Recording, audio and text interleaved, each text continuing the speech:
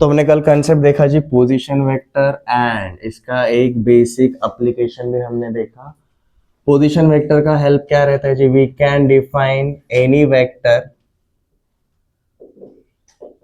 In terms of position vector. ये position vector जो भी रहता है वो हमेशा किसका होता है जी, एक पर्टिकुलर पॉइंट का ही होता है। और जो हमारा वेक्टर रहता है भाई, इसके अंदर कितने पॉइंट रहता है, एंड पॉइंट्स कितने रहता है, 2 पॉइंट रहता है। मतलब एक रहता है जी हमारा इनिशियल पॉइंट और एक रहता है जी हमारा टर्मिनल पॉइंट। तो मतलब ये दोनों अगर इंडिविजुअल पॉइंट है तो इन दोनों पॉइंट्स का क्या एग्जिस्ट करता होगा, पोजीशन वेक्टर एग्जिस्ट करता ही होगा। तो मैं किसी भी वेक्टर को उसके टर्मिनल एंड इनिशियल पॉइंट्स के पोजीशन वेक्टर्स के टर्म में लिख सकता हूँ।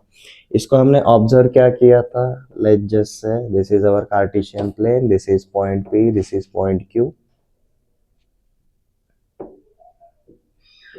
ये vector OP is position vector of point P, this vector OQ is position vector of point Q। अब हमें कौन सा वाला वेक्टर डिफाइन करना है जी, हमें वेक्टर PQ डिफाइन करना है। हमारा ट्रायंगल बन रहा है, हमारा ट्रायंगल बन रहा है। तो ट्रायंगल लॉ ऑफ वेक्टर्स के हिसाब से क्या होगा, अगर हमें कोई भी एक वेक्टर अगर निकालना रहेगा, हम बाकी दो वेक्टर्स के टर्म में उस वेक्टर को डिफाइन कर सकते हैं। हमें P से शुरू करना है, Q पे जाना है, ये स्ट्रेट लाइन के बगैर और कोई रास्ता है? हाँ जी है। हम P से लेकर O पे आएंगे, फिर O से लेकर Q पे जाएंगे। हमने वेक्टर PQ को कैसा लिखा है जी, वेक्टर PQ इज P से लेकर O आएंगे प्लस O से लेकर Q पे जाएंगे। But vector PO is nothing but minus of vector OP रहता है। तो हमने इसको क्या लिखा जी, vector OQ minus vector OP, इस तरीके से लिखा। बट वेक्टर OQ क्या है, vector OQ is nothing but position vector of point Q and vector OP is position vector of point P। तो जब भी हमें कोई वेक्टर डिफाइन करना रहेगा, हम किसी भी वेक्टर को उसके एंड पॉइंट्स के पोजीशन वेक्टर के टर्म में लिख सकते हैं। इसलिए हम क्या बोलते हैं, कोई वेक्टर बने ना बने, ओरिजिन हमेशा रहता है। ओरिजिन से जैसे पॉइंट को जोड़ दिया, हमारा पोजीशन वेक्टर हमेशा एग्जिस्ट करेगा ही करेगा। ये क्लियर है एवरीवन? ओके। इसके ऊपर कुछ क्वेश्चंस देखते हैं, थोड़ा सा वार्म अप कर लेते हैं।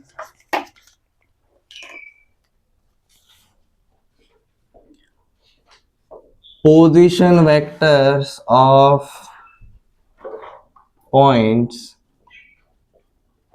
A, B, C, D are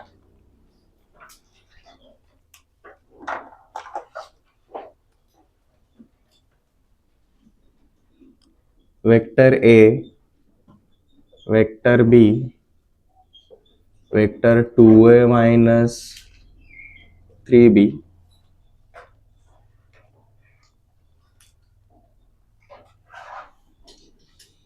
and vector A plus 2 vector B respectively.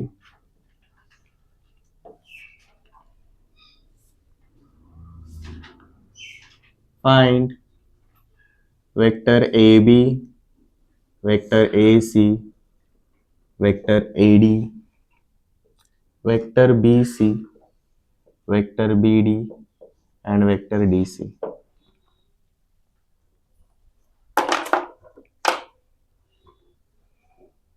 आपको जो भी वेक्टर फाइंड आउट करने के लिए बोला है उसे में आपको हिंट है।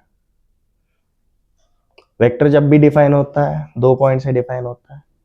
पहला वाला पॉइंट आपका इनिशियल पॉइंट रहेगा, दूसरा वाला पॉइंट आपका टर्मिनल पॉइंट रहता है। और हमने पोजीशन वेक्टर में क्या बोला है जी, any vector is equal to position vector of terminal point minus position vector of initial point. तो इस हिसाब से अगर इसका सॉल्यूशन अगर देखने के लिए जाएंगे, let's just say we start with vector AB first. Vector AB क्या रहेगा जी, position vector of B minus position vector of A। और आपको हर एक का इंडिविजुअल दिया हुआ हर एक का इंडिविजुअल पोजीशन वेक्टर दिया हुआ है। तो ये क्या बनेगा जी, position vector of B is vector B, position vector of A is vector A, तो हमें वेक्टर ए बी मिल गया। सेम चीज हम हर एक के लिए करेंगे। Next vector A C, vector A C मतलब क्या रहेगा, position vector of C minus position vector of A. अब पोजीशन वेक्टर ऑफ सी क्या है जी, 2 vector A minus 3 vector B, minus position vector of A is vector A. सीधा open करो, क्या हो जाएगा, 2a माइनस है, सिर्फ a बचेगा, तो आपको मिलेगा जी a minus 3 vector B. This is our vector A C.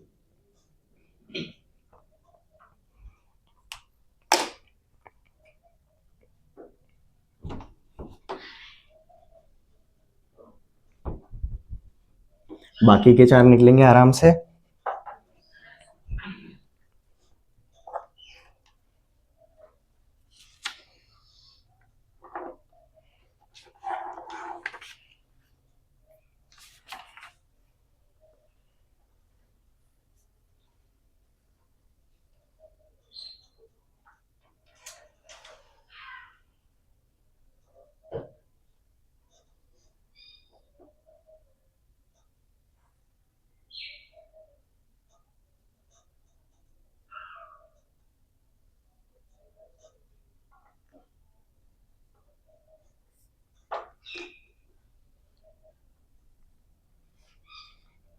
Third vector A D, अब मैं ये हर बार लिखते नहीं बैठूंगा, सीधा क्या रहेगा जी हमारा, position vector of D minus position vector of A रहेगा।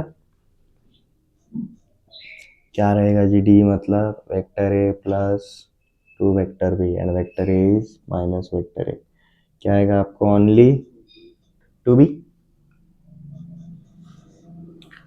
Fourth next vector B C, this is position vector of C minus position vector of B.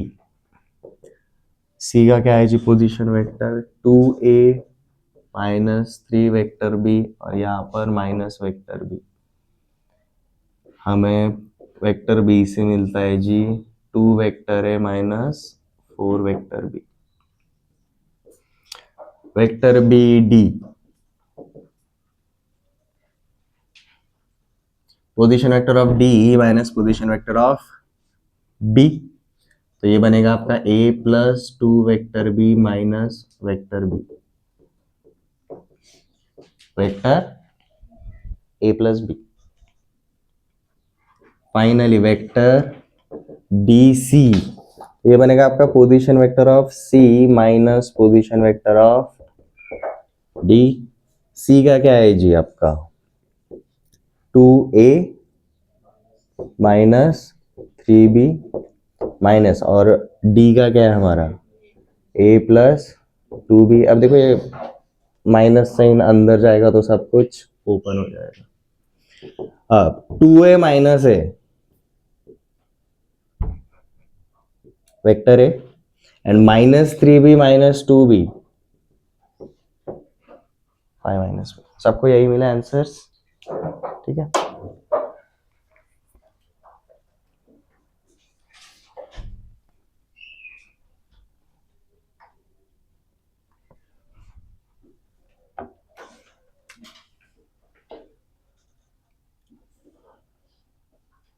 For a parallelogram A, B, C, D, position vectors of A, B and C are vector A, vector B and vector C respectively. Find position vector of D. एक parallelogram के आपको तीनों vertices के, total 4 रहते हैं, उसमें से 3 vertices के पोजीशन वेक्टर्स आपको दिए हुए हैं, आपको चौथे का निकालना है। हिंट देता हूं, गो फॉर डायग्राम, डायग्राम बना लो। हमने इस टाइप का एक क्वेश्चन कल परसों किया था, सॉरी कल ही किया था।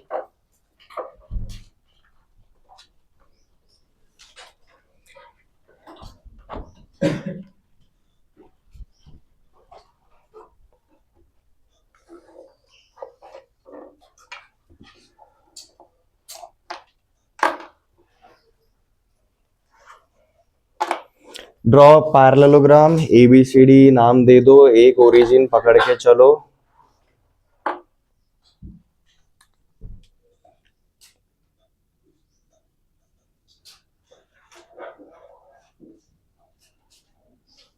कैसे भी बना सकते हो, ठीक है। ओरिजिन इस तरीके से लेना कि मतलब कन्वीनियंट हो जाए, एंड मोस्ट प्रोबेबली इस इनर एरिया में मत ले, बाहर वाले साइड पे लेना। लेट जस्ट से हमने ये लिया जी पॉइंट ओ, ठीक है। अब नामकरण करते हैं, ठीक है। लेट जैसे this is A, this is B, this is C and this is D. अब क्या बोला है जी, position vectors of A B and C दिए हुआ है। मतलब क्या रहेगा, आपको ये वाला वेक्टर दिया है, आपको ये वाला वेक्टर दिया है, और आपको ये वाला वेक्टर। ये क्लियर है एवरीवन, ठीक है। ये क्या है जी, this is vector A, this is vector B and this is vector C. अब आपको क्या निकालना है, position vector of point D, मतलब ये डॉटेड वाला लाइन, आपको ये वाला पार्ट निकालना है। ये डायरेक्टली तो निकलने वाला है नहीं। हमें यहाँ पर जो प्रीवियसली एडिशन सब्ट्रैक्शन वाले लॉज सीखे थे वो अप्लाई करने पड़ेंगे। अब एक रफ आइडिया देख लो, डिटेल में जाएंगे। अगर मुझे ये ओडी अगर चाहिए रहेगा तो ओडी निकालने के लिए बेस्ट रास्ता क्या रहेगा, मैं ओ से ए जाऊं, ए से डी जाऊं, या फिर ओ से सी जाऊं, सी से डी जाऊं। ये दोनों में से कोई भी एक रास्ता दिख रहा है, ठीक है। कैलकुलेशन के चक्कर में शुरुआत में मत पढ़ो, स्लो स्पीड में एक बार अंडरस्टैंड कर लो। बट अगेन हमें ये ओ से लेकर ए तो चले गए, बट ए से लेकर डी ऐसे ही नहीं जा सकते, हमें और हेल्प चाहिए रहेगी। जैसे कि हम किसको बनाएंगे जी, हम बी ए को बनाएंगे, वेक्टर बी ए बनाएंगे। अब ये बी ए क्यों बना रहे हैं बताता हूँ। ये पैरेललोग्राम होने की वजह से ये दोनों वेक्टर्स सेम रहेंगे, ये पैरेललोग्राम होने की वजह से ये दोनों वेक्टर्स सेम रहेंगे। हम अगर सी पे गए तो सी डी मतलब ही बी ए रहेगा, अगर हम ए पे गए तो ए डी मतलब ही बी सी रहेगा। अभी मैं सी वाले रास्ते पे जा रहा हूँ, ठीक है। बट सी वाले रास्ते पे जाने से पहले मैं क्या फाइंड आउट करूंगा जी, vector B A find out करूंगा, so that vector B A is equal to vector C D रहेगा, ठीक है। और जैसे ही वेक्टर सी डी मिल गया, हो जाता है, पहले ये कर लो फिर ये कर लो, आपको क्या मिल जाएगा, ओडी मिल जाएगा। ये क्लियर है। आपको अपोजिट साइड वाला फाइंड आउट करना पड़ता है। सी के थ्रू जा रहे हो, आपको ये फाइंड आउट करना पड़ेगा, ए के थ्रू जा रहे हो, आपको ये फाइंड आउट करना पड़ेगा। क्लियर? क्यों समझ में आ रहा है? क्योंकि इन तीनों के ही पोजीशन वेक्टर्स हमें पता है। तो सबसे पहले डायग्राम बना लो।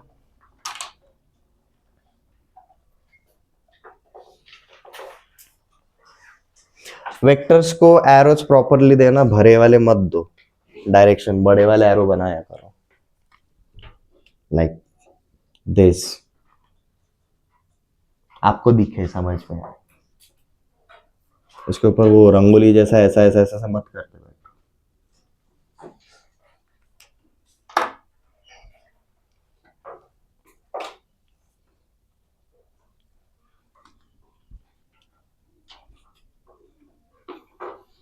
In parallelogram ABCD, vector BA is equal to vector CD and vector BC is equal to vector AD। ये डायग्राम देखते से बोल सकते हैं हम, everyone everyone everyone, BA is equal to CD and BC is equal to AD, ठीक है। उसमें से यू विल फाइंड आउट, हम ये CD और AD फाइंड आउट नहीं कर सकते, हम सिर्फ क्या फाइंड आउट कर सकते हैं जी, बी एंड बी सी कर सकते हैं, क्योंकि हमें पोजीशन वेक्टर ऑफ ए पता है, पोजीशन वेक्टर ऑफ बी पता है, पोजीशन वेक्टर ऑफ सी पता है, पोजीशन वेक्टर ऑफ बी पता है। ये क्लियर है? तो यहाँ पर लगे हाथ बना लेते हैं जी। Vector B A is equal to क्या रहेगा? Vector A minus vector B. Everyone, everyone, vector A minus vector B. Similarly vector B C क्या रहेगा? C minus B. Vector C minus vector B. और यही किसके वैल्यूज है जी? इनके भी यही वैल्यूज है। ये क्लियर है? सिंस ये दोनों इक्वालिटीज में एलएचएस सेम है, एलएचएस सेम है, तो ऑब्वियसली आरएचएस भी क्या रहेगा? सेम ही रहेगा। बताने की जरूरत है क्या ये? अब हमें कौन चाहिए? पोजीशन वेक्टर ऑफ डी चाहिए। अब आएंगे जी हम इसके ऊपर। पोजीशन वेक्टर ऑफ डी मतलब हमें कौन चाहिए जी? वेक्टर ओडी चाहिए। और जिस तरीके से हमने कंस्ट्रक्शन किया भाई, ओ से लेकर डी पे जाने का रास्ता वाया ए बी है, वाया सी बी है। ये डेटा निकालने की वजह से हम किसी भी रास्ते जा सकते हैं, ठीक है? तो लेट जैसे हम कहाँ से जाता है जी? वाया पॉइंट ए जाता है, ठीक है? तो ए के थ्रू जाएंगे तो वेक्टर ओडी को हम क्या लिख सकते हैं जी? वेक्टर ओडी को हम लिखेंगे जी वेक्टर ओ ए प्लस वेक्टर एडी। डायग्राम के ऊपर ध्यान देना। वाया सी अगर जा रहे तो हम वेक्टर ओडी को क्या लिख सकते हैं जी? Vector O C plus vector C D. ये क्लियर है? ट्रायंगल लॉ, ओ और डी ये एक ट्रायंगल का एक साइड है, तो इस ट्रायंगल के दूसरे साइड्स ए के थ्रू जाएंगे तो ओ ए एंड डी, तो ट्रायंगल ओ ए डी या फिर ट्रायंगल ओ सी डी के थ्रू जा रहा है। ये क्लियर है? चाहे तो यहाँ पर रीजन लिख दो जी। वहां पर हमने क्या यूज किया है? Triangle law. This is the relation between three vectors, ठीक है? अब हमें OA पता है। OA क्या है जी? OA मतलब पोजीशन वेक्टर ऑफ A है, विच इज वेक्टर A। और हमारा वेक्टर AD क्या है? वेक्टर AD हमने फाइंड आउट किया है। Vector AD is vector C minus vector B, vector C minus vector B, vector C minus vector B। ये क्या मिला जी हमें? वेक्टर OD मिला। ये रास्ते जाओगे आपको सेम चीज मिलेगी। Vector OD is equal to OC is vector C, vector CD क्या है? Vector A minus vector B, vector A minus vector B। Same ही है, सेम ही है। एडिशन सब्ट्रैक्शन कम्यूटेटिव होता है। आप A प्लस C करो या फिर C प्लस A करो, फर्क नहीं पड़ता।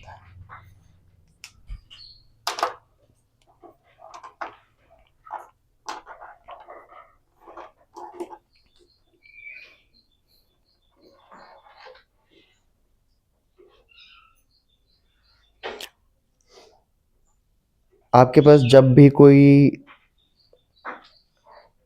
डेटा इनकम्प्लीट रहता है, मतलब आप वेक्टर्स के कोई तो क्वेश्चंस कर रहे हो और आपको ऐसा लग रहा है कि भाई मेरे पास डेटा इनकम्प्लीट है, आप डेटा क्रिएट कर सकते हो with the help of position vectors.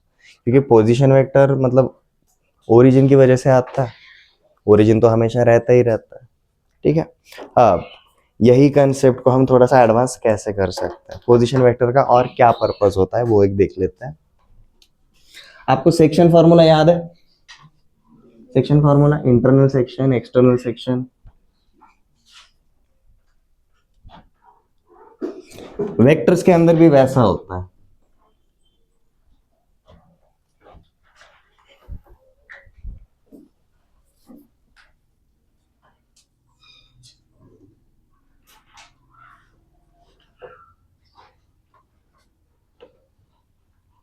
Section formula ये हम क्रिएट करते हैं, बट अगेन ये कंसेप्ट भी किसके ऊपर डिपेंड है जी? हमारे पोजीशन वेक्टर के ऊपर है। अब जब हम स्ट्रेट लाइन सीख रहे थे तो हमने क्या देखा था भाई? सेक्शन फॉर्मूले मतलब हमारे कौन से टाइम पे आ रहा था? When 3 points are collinear. Section फॉर्मूले स्ट्रेट लाइन के अंदर कब आया था? When 3 points are collinear. और अगर यहाँ पर 3 पॉइंट्स है तो इन तीनों पॉइंट्स के क्या रहेंगे? पोजीशन वेक्टर्स भी रहेंगे, 3 पोजीशन वेक्टर्स रहेंगे, ये क्लियर है। तो इन 3 पोजीशन वेक्टर्स के बीच में ही हम रिलेशन देख रहे हैं basically. Let's just say this is our point A and this is our point B and जैसे मैंने ए और बी को कनेक्ट किया, this is our point C. तो अगर मैं ओ से अगर देखूंगा, ओ से ए को कनेक्ट किया, this is vector A, O से बी को कनेक्ट किया, this is vector B and O से सी को कनेक्ट किया, दिस इज वेक्टर सी।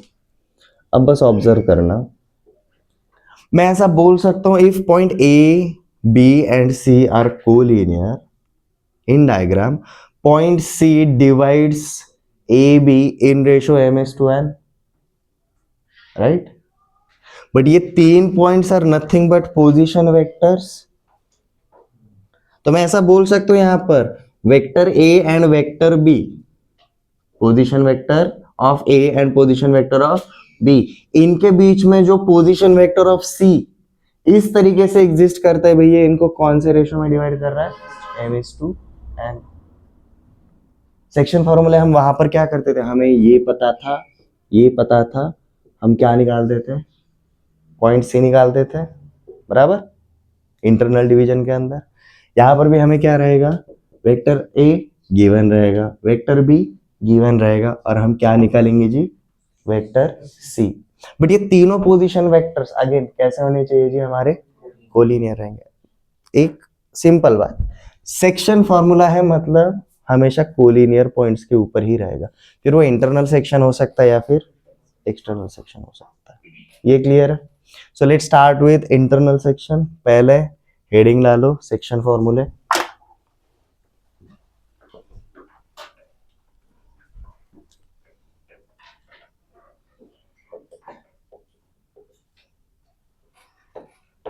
और ब्रैकेट में क्या लिखो जी, 3 collinear position vectors.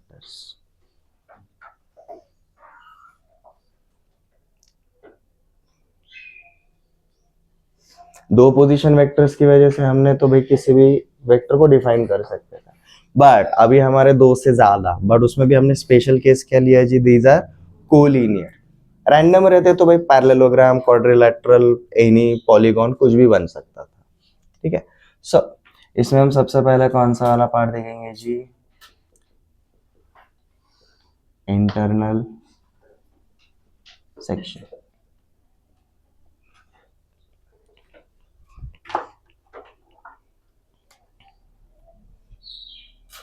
Let capital A and capital B are 2 points with position vectors vector A and vector B respectively.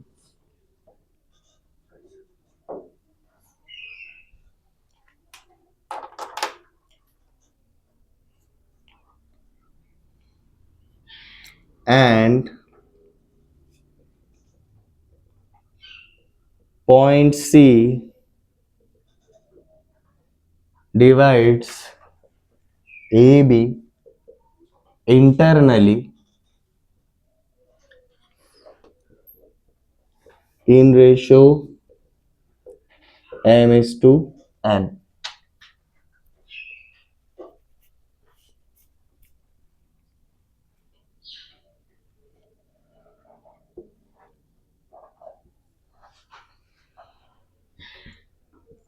Then position vector of point C represented as vector C is given by vector C is equal to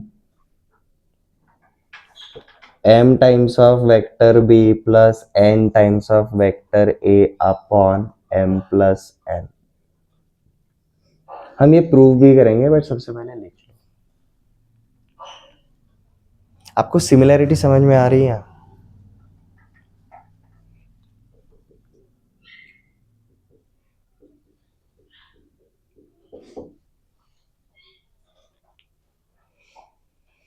हमारे point सी के coordinates क्या रहेंगे अगर ये x1 y1 है और ये x2 y2 है? तो mx2 plus nx1 upon m plus n comma my2 plus ny1 upon m+n, ऐसा फॉर्मूला था।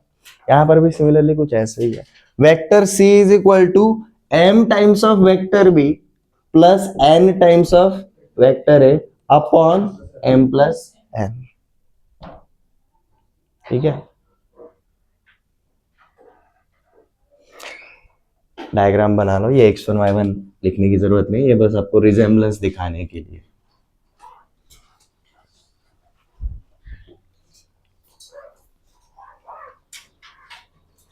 एटलीस्ट 5-6 लाइन बड़ा वाला डायग्राम बना।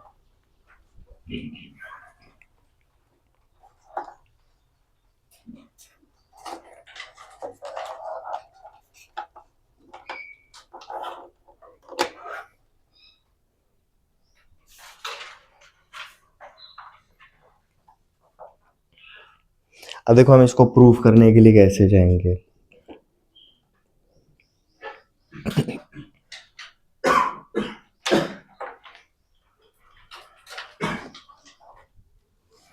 ये देन के पहले जो कुछ भी है स्टेटमेंट के अंदर वो क्या है जी? हमारा गिवन डेटा है।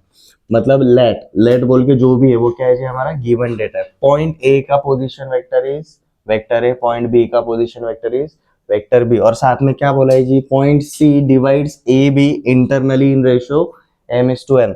तो यहां पर मैं शुरुआत ऐसे कर सकता हूं, ए सी और बी सी का ratio is m:n।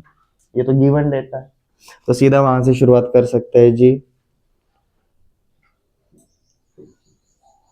As per given A C upon B C लेना है, सी भी लेना है, सेम सेम डायरेक्शन में लेते हैं। हम ऐसा बोल सकते हैं,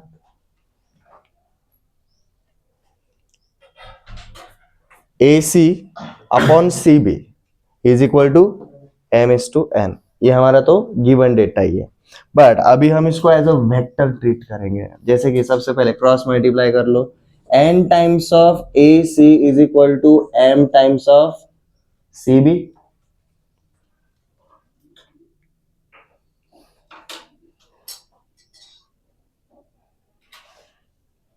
अभी इनको ना एज अ वेक्टर ट्रीट करके देखो। n और m तो स्केलर है, हमारे ए सी और सी बी क्या है? वेक्टर्स है। और ये वेक्टर हमें गिवन है क्या? नहीं, बट इन एंड पॉइंट्स के पोजीशन वेक्टर्स हमें गिवन है। गिवन है मतलब हम अज्यूम करके चल रहे हैं, हमें पॉइंट सी निकालना है, हमने पॉइंट सी का पोजीशन वेक्टर क्या अज्यूम किया है जी? वेक्टर सी करके। तो हम वेक्टर ए सी को क्या लिख सकते हैं जी? Vector C minus vector A, ये लिख सकते हैं। और यहां पर हम सी बी को क्या लिखेंगे जी? Vector B minus vector C करके लिखेंगे। अब ये पूरे इक्वेशन में हमें किसको आइसोलेट करना है जी? वेक्टर सी को एक साइड पे लेकर आना है। वेक्टर सी को क्या करो जी? एलएचएस में लेकर आएंगे। ये समझ में आ गया? 2 से 3 स्टेप्स में हमें ये मिल जाता है। ये लेफ्ट हैंड साइड हो गया, लिख के हो गया।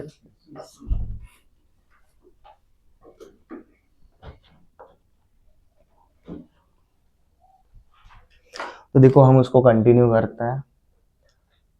ब्रैकेट के अंदर स्केलर से मल्टीप्लाई कर दो जी। n times of vector c minus n times of vector a is equal to m times of vector b minus m times of vector c। सारे c वाले टर्म्स इधर लेकर आओ। ये माइनस m इधर आएगा तो प्लस m हो जाएगा, तो ये हो जाएगा जी m times of vector c plus n times of vector c is equal to ये minus n times of vector a उधर जाएगा तो प्लस, तो मतलब यहाँ बचेगा m times of vector B plus n times of vector A. LHS में कुछ कॉमन ले सकते हैं क्या? वेक्टर सी कॉमन ले सकते हैं, तो हमने m प्लस n लिखा और वेक्टर सी को बाहर निकाला। वेक्टर सी को यहाँ पर रखो, सब कुछ ये इधर मल्टीप्लीकेशन में, उधर जाएगा तो अब डिवीजन में, तो m times of vector b plus n times of vector a upon m plus n, ये क्या मिला जी हमें, वेक्टर c मिला। क्लियर? हमने सिर्फ इंटरनल का देखा, एक्सटर्नल के लिए और कुछ करने की जरूरत है नहीं, हमें पता है हमें क्या करना है। ठीक है, तो उसको सीधा अब theorem, diagram and proof quickly लिख लेते हैं।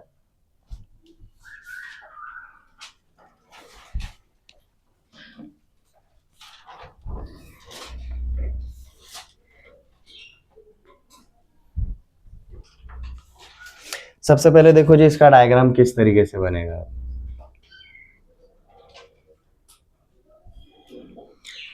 Let's just say this is point A,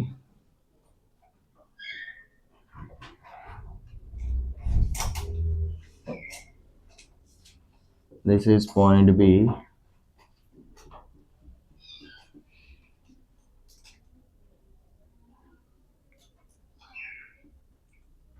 this is point C। हमें ये वेक्टर A गिवन है, वेक्टर B गिवन है, हमें क्या निकालना है जब ये वेक्टर C निकालना रहेगा। बट अब दिया कैसे है जी, ये जो पॉइंट C है इनको एक्सटर्नली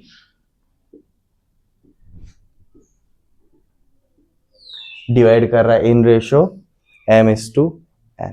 ये क्लियर है? हमें ये गिवन रहेगा, ये गिवन रहेगा, हमें वेक्टर C निकालना रहेगा। ठीक है, so let's start with the statement. Same given part आपका सेम रहेगा, बस इंटरनली की जगह पर क्या आएगा हमारा, external. So let's start with external section.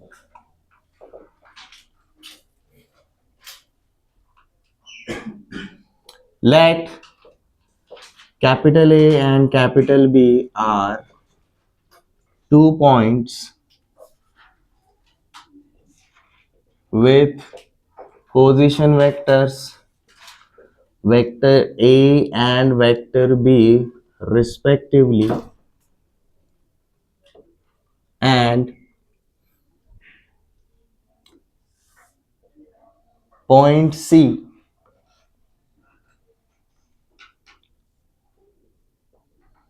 divides AB externally in ratio m/n. Please pay attention, m is greater than n, m is greater than n, इस बात के ऊपर ध्यान देना। ठीक है, अगेन मैं ए बी को जब बोल रहा हूं तो ये m पॉइंट ए के साथ रहेगा और ये n पॉइंट बी के साथ रहता है। ये क्लियर है? अगर ये मैं अभी ए बी बोल रहा हूँ इसलिए m/n, अगर मैं बी ए बोलता तो n/m बोलना पड़ता। ये समझ में आ रहा है? गुड, इसलिए एक्सटर्नल में थोड़ा सा केयरफुल रहा करो। Okay, then position vector of point C represented as vector C is given by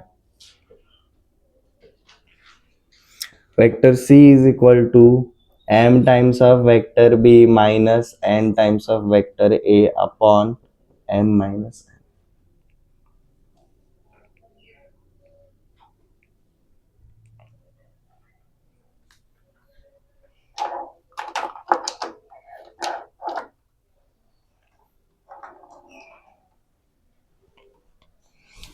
ये लिखने के बाद सीधा एक डायग्राम बना लो।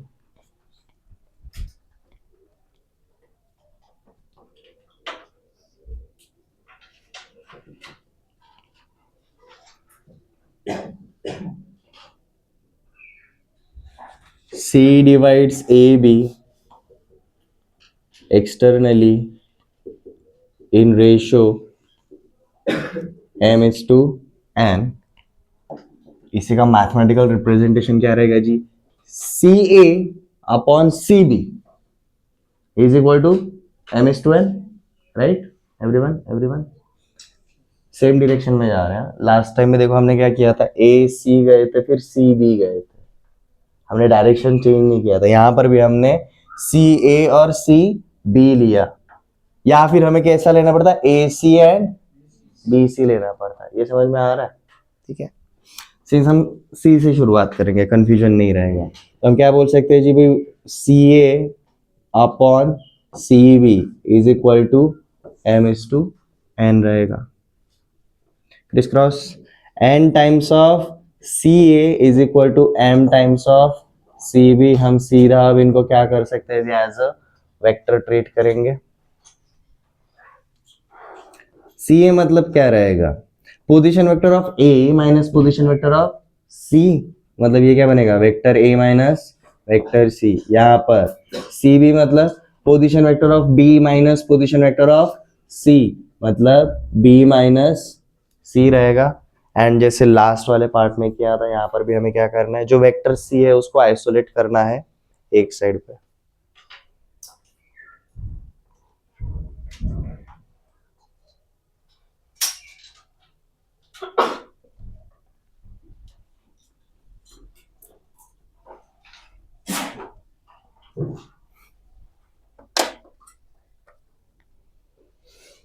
ब्रैकेट को ओपन करो, n times of vector a minus n times of vector c is equal to m times of vector b minus m times of vector c।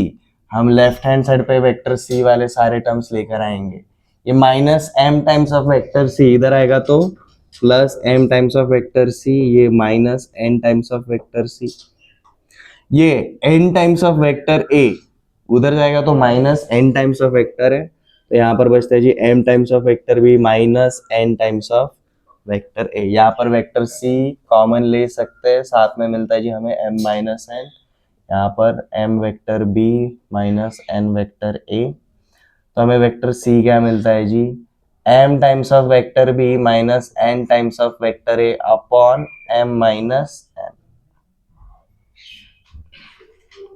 ठीक है, अब अगर हम सी ए और सी बी की जगह अगर A B and sorry A C and B C अगर जाते, आपको यही मिलता, बस ये उल्टे हो जाता है।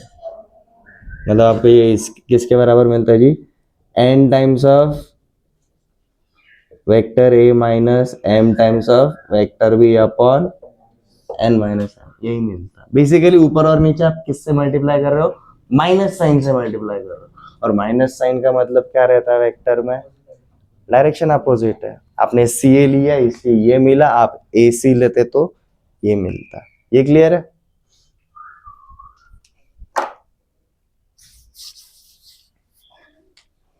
अब मजेदार बात, अगर आपका ट्राइंगल दिया गया, पैरेललोग्राम दिया गया, स्क्वायर दिया गया, उनके डायगोनल्स पूछे गए, तो हमेशा आप ये सेक्शन फॉर्मूलेस को क्या कर सकते हो जी, यूज कर सकते हो। सेक्शन फॉर्मूले समझ में आ गया तो कुछ क्वेश्चंस करते हैं, लिख लिया?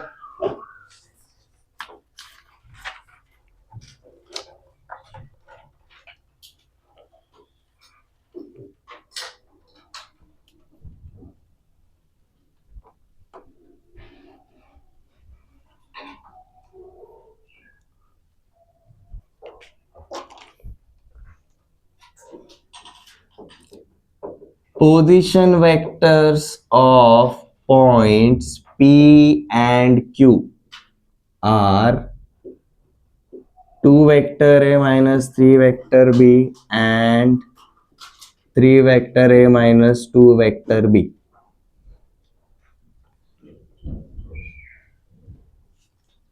Find position vector of point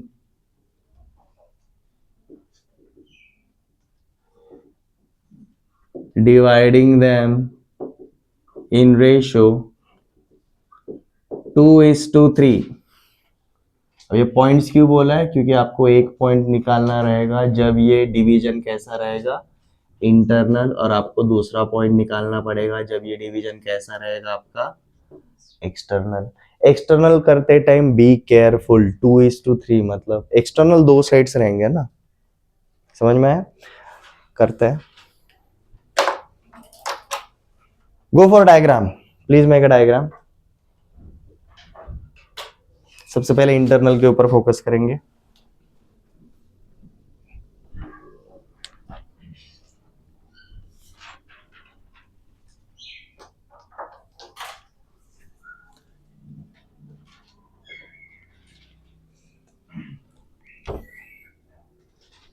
आपको पॉइंट P दिया है और आपको पॉइंट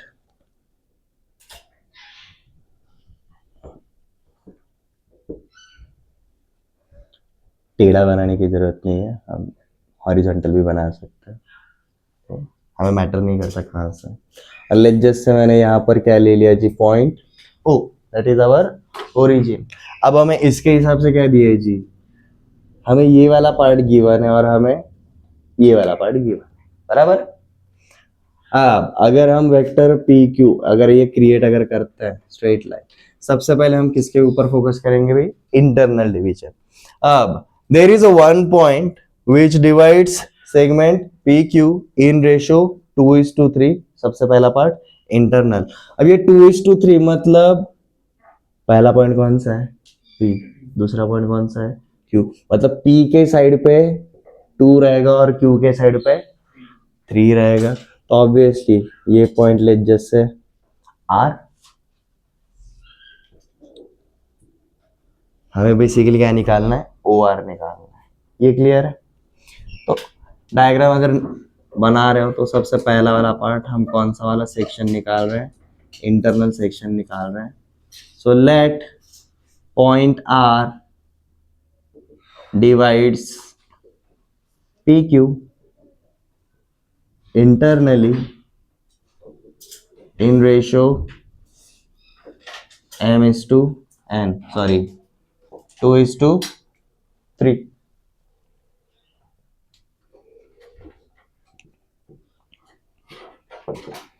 तो आप यहां पर क्या बोल सकते हो जी, vector OR is equal to 2:3 है ना, 2 times of vector OQ plus 3 times of vector OP upon 2+3, यही होगा।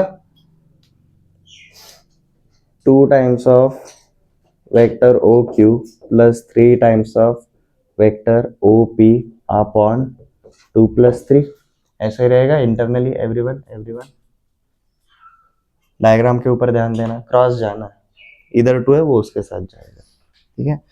अब वेक्टर OQ मतलब पोजीशन वेक्टर ऑफ Q रहेगा, पोजीशन वेक्टर ऑफ Q क्या दिया हुआ है हमें, चाहे तो ये भी लिख लो शुरुआत में, like vector OP is equal to 2 vector A minus 3 vector B and vector OQ is equal to 3 vector A minus 2 vector B। अब डालो values, 2 times of OQ that is 3 vector A minus 2 vector B plus 3 times of OP that is 2 vector A minus 3 vector B upon 5। Numerator में देखो क्या होगा, 3 2 6 minus 4 plus 6 minus 9 upon 5। आपको vector OR देखो अब finally क्या मिलता है, 6 से 12 vector A minus 4B minus 9B minus 13 vector B upon 5।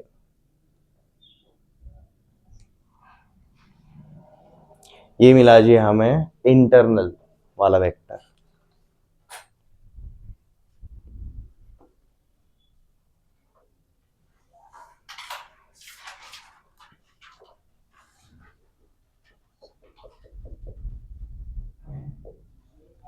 अब देखो एक्सटर्नल के लिए जाते हैं, सबसे पहले P और Q को लिख लो, पॉइंट O को बना लो, हमें वेक्टर OP पता है, हमें वेक्टर OQ पता है, और अब एक्सटर्नल डिवीजन हो रहा है, मतलब ये PQ के इंटरनल पार्ट पे पॉइंट तो नहीं आने वाला, बट देखो PQ के बाहर एक्सटर्नल कितने साइड से रहते हैं, 2, एक तो P के लेफ्ट साइड या फिर Q के उस साइड पे रहेगा। तो ये पॉइंट एग्जैक्टली कहां पर आ रहा है, जो एक्सटर्नल डिवाइड कर रहा है इन रेशो 2:3। अगेन यहीं पर हिंट है, 2:3 रेशो वेक्टर PQ के साथ अगर बता रहे तो मतलब 2 कौन से साइड पे, P वाले साइड पे, और 3 Q वाले साइड पे। किसके साइड पे बड़ा है, क्यू वाले साइड पे, तो उससे दूर रहेगा, किसके साइड पे छोटा है, पी वाले, तो पी के बाजू में रहेगा। तो ये जो भी रैंडम पॉइंट रहेगा, लाइक जैसे हमने उसको पकड़ लिया एस, ये क्या करेगा जी, ये इसके साथ रेशो 2 का बनाएगा और ये इसके साथ रेशो 3 का बनाएगा। ये समझ में आया? Visualization, visualization. तो सबसे पहले प्लीज मेक अ डायग्राम, और हमें अब क्या फाइंड आउट करना है जी, हमें वेक्टर ओ एस निकालना है, हमें ओ पी पता है, हमें ओ क्यू पता है। ये क्लियर है? तो अब सीधा हम एक्सटर्नल डिवीजन वाला, तो let S divides P Q. ये देखो, ये लिखवा इसलिए रहा हूं क्योंकि आपको 11th 12th के बोर्ड के एग्जाम में ऐसे ही जाना पड़ता है भाई, हमें ये पता है, सीधा लिख सकते हैं, सीधा यहां से शुरुआत कर सकते हैं। स्टेट बोर्ड के हिसाब से भी ये करना जरूरी है, उसके लिए वापस से अलग से स्टडी करने की जरूरत नहीं है, प्रैक्टिस में इसे आदत डाल लो। P Q externally in ratio 2:3। तो देखो हमारा वेक्टर ओ एस, अब मैं यहाँ पर वेक्टर ओ एस को कैसे बोल सकता हूँ, 2 किसके साथ है, ओपी के साथ है, तो ये 2 किसके साथ जाएगा, एक्चुअली ओ क्यू के साथ जाएगा, तो ये बन जाएगा जो मेरा, उल्टा किया तो भी चलता है, पहले बड़ा वाला लेते हैं 3, 3 किसके साथ है, क्यू के साथ है, तो 3 times of vector O P minus 2 times of vector O Q upon 3 minus 2।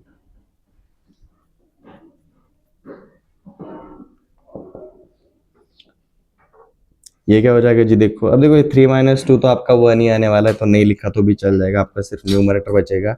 3 times of OP क्या है हमारा vector, 2a minus 3b, and vector O Q क्या है जी, 3a माइनस 2b। देखो अब क्या हो जाता है, 6 times of vector a minus 9 times of vector b minus 6 times of vector a minus minus plus 4 times of vector b, plus 6 minus 6 cancel, minus 9b plus 4b minus 5 vector b। ये हमें क्या मिला जी, इसका external division वाला part. जब भी confusion वाले जगह पर आप आते हो, प्लीज स्पीड को स्लो किया करो, ठीक है? कंफ्यूजन में आप और ज्यादा फास्ट हो जाते हो, अरे कैसे दिखेगा फिर, गिवन डेटा जो रहता है वेक्टर्स के मामले में, आपको उसको एक बार डायग्राम के थ्रू रिप्रेजेंट कर दो। फिर जो हमने पैटर्न्स फॉर्मूले के अंदर देखे हैं, लाइक हम अपोजिट साइड पे जो जाते हैं एंड ऑल, आप सीधा अप्लाई कर सकते हो, ठीक है?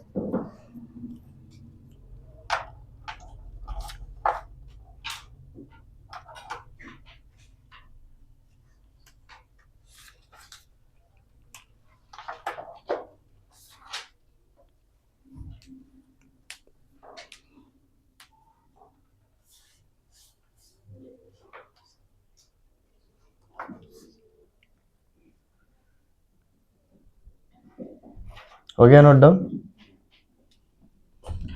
चलो एक नेक्स्ट क्वेश्चन लेते हैं ट्रायंगल के ऊपर।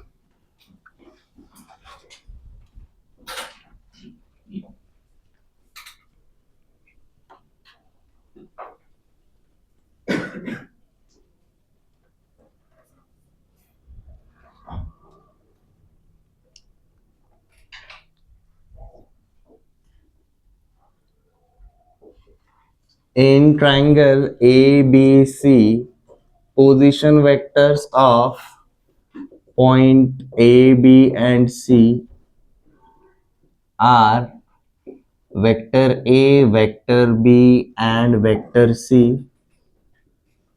respectively.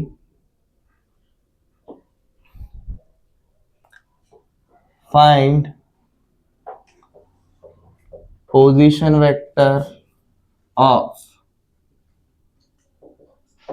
centroid. Find position vector of centroid. Centroid को हम कौन से पॉइंट से दिखाते हैं जी, कैपिटल जी करके दिखाते हैं, ठीक है। सेंट्रॉइड कहाँ से मिलता है जी? Centroid is nothing but it is a point of intersection of medians. और मीडियन क्या रहते हैं बताने की जरूरत नहीं है।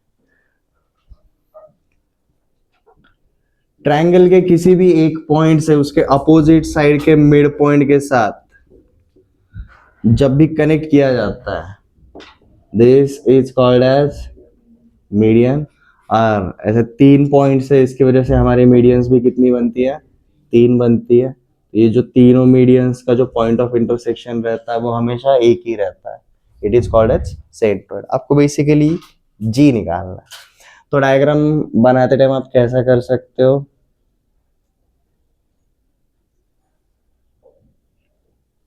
पॉइंट जी तो बीच में ही रहेगा, आपका कोई तो पॉइंट ओ है, ओरिजिन है। आपको बेसिकली क्या दिया है जी? This is vector A, this is vector B and this is vector C. आपको कौन निकालना है? आपको क्वेश्चन में बेसिकली क्या पूछा है? ओ जी। आपको ओ ए दिया है, ओ बी दिया है, ओ सी दिया है। आपको कौन चाहिए? ओ जी चाहिए। बट ओ जी ऐसे ही नहीं मिलेगा, आपको ओ जी के लिए आपको ट्रायंगल बनाना पड़ेगा, तभी तो ट्रायंगल लॉ अप्लाई कर पाएंगे। ठीक है, तो डायग्राम बनाते टाइम क्या करो जी? बी सी का मिड पॉइंट, ए सी का मिड पॉइंट, ए बी का मिड पॉइंट अज्यूम कर लो। बट हम सिर्फ किसके थ्रू जाएंगे? डी के रास्ते जाएंगे, क्योंकि देखो ना क्या होगा, ओ सी जा सकता है, उसके बाद सी डी जा सकता है, फिर उसके बाद डी जी जा सकता है।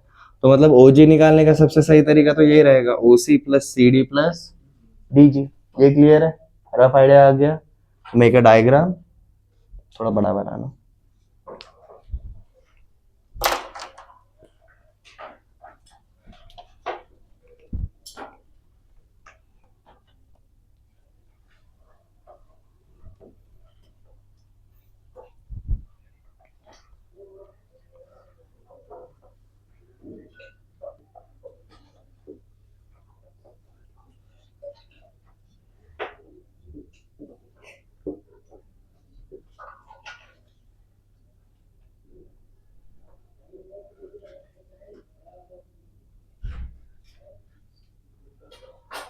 आपको जब भी पोजीशन वेक्टर पूछा है तो भाई ओरिजिन तो बनाना ही पड़ेगा।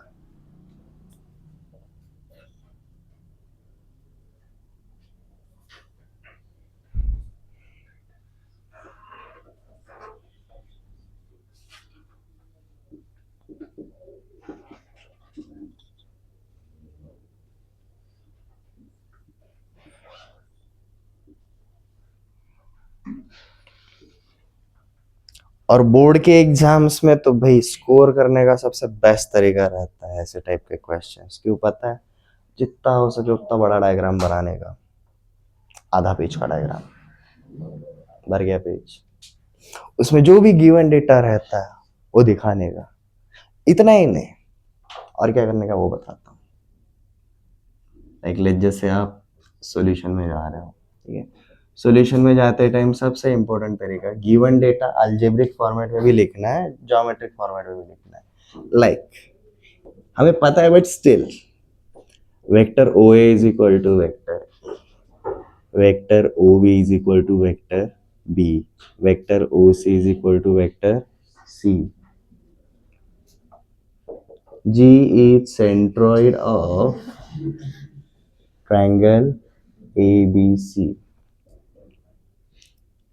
Vector OG is position vector of point G and so on. ये समझ में आ गया? स्टार्ट।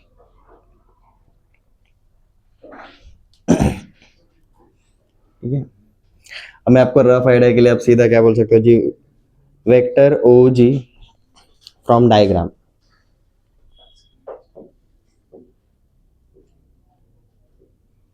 अब देखो वेक्टर ओजी पे जाने का सबसे सही रास्ता हम क्या बना सकते हैं जी? हमें ओ सी जाना है, फिर सी डी करें, फिर डी जी करें। बट ओ पता है, सी पता है, हमें डी का पोजीशन वेक्टर पता है क्या? नहीं। तो हमें कौन फाइंड आउट करना पड़ेगा? हमें ओडी चाहिए रहेगा, ठीक है। और ओडी ऐसे ही मिलेगा क्या, नहीं, point D divides BC in ratio 1:1। Basically D is mid point of BC. तो बी का पोजीशन वेक्टर पता है, सी का पता है, तो डी का हम निकाल सकते हैं, ठीक है। So from diagram vector OG is equal to vector OC plus vector CD plus vector DG। ये क्लियर है एवरीवन? हमें LHS चाहिए, हम RHS को यूज करेंगे, बट ये करते टाइम देखो हमें ओरिजिन के पोजीशन वेक्टर की जरूरत नहीं पड़ती। C का गिवन है, यहाँ पर C का गिवन है, D का गिवन है क्या, नहीं। यहाँ पर D का चलो निकाल लेंगे, G का पता है क्या, नहीं, तो सिर्फ एक ही अननोन रहेगा, ठीक है। सो हमें CD को क्रिएट करना है, तो CD को क्रिएट करने के लिए हम सबसे पहले क्या निकालेंगे जी, position vector of point D निकालेंगे।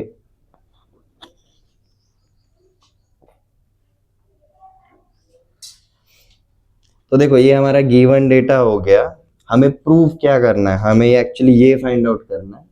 हम शुरुआत ऐसे करने वाले हैं, उसमें हमारा पहला वाला स्टेप रहेगा जी, position vector of any mid point. आप चाहे तो AC का निकाल लो या फिर AB का निकाल लो या फिर BC का निकाल लो, मैं BC का मिड पॉइंट निकाल रहा हूँ। Position vector of D divides BC in ratio 1:1 internally. तो हमारा देखो वेक्टर OD मतलब क्या रहेगा, 1 times of vector OC plus 1 times of vector OB divided by 1+1। OC पता है क्या है, वेक्टर C है, OB पता है क्या है, वेक्टर B है, 1+1। तो हमें देखो वेक्टर OD क्या मिलता है जी, vector B plus vector C by 2। अब देखो मिड पॉइंट निकालना काफी इजी है, B plus C by 2, A plus C by 2, A plus B by 2, ये उनके मिड पॉइंट्स रहेंगे सीधा।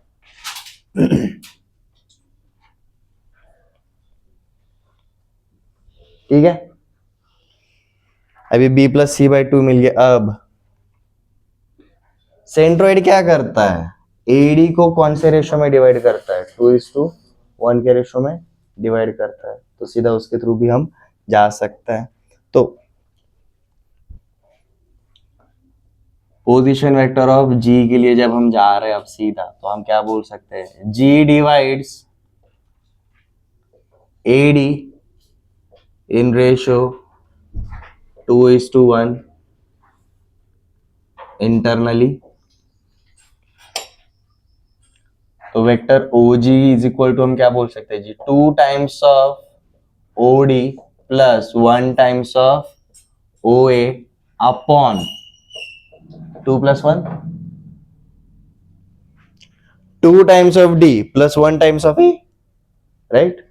2 टाइम्स ऑफ D मतलब OD, 1 टाइम्स ऑफ A मतलब OA। तो ये क्या हो जाएगा, 2 टाइम्स ऑफ OD क्या मिला जी हमें, vector B plus vector C by 2 plus 1 times of A मतलब वेक्टर A अपॉन 2+1 मतलब 3, 2 और 2 कैंसिल।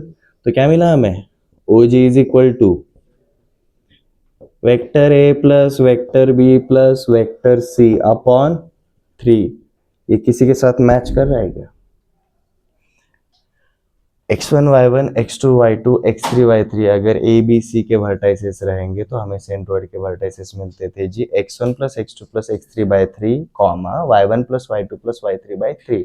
तो सिमिलरली अगर ये इनके अगर पोजीशन वेक्टर्स रहेंगे, vector A vector B vector C, तो सेंट्रोइड हमेशा क्या रहेगा, vector A plus vector B plus vector C divided by 3।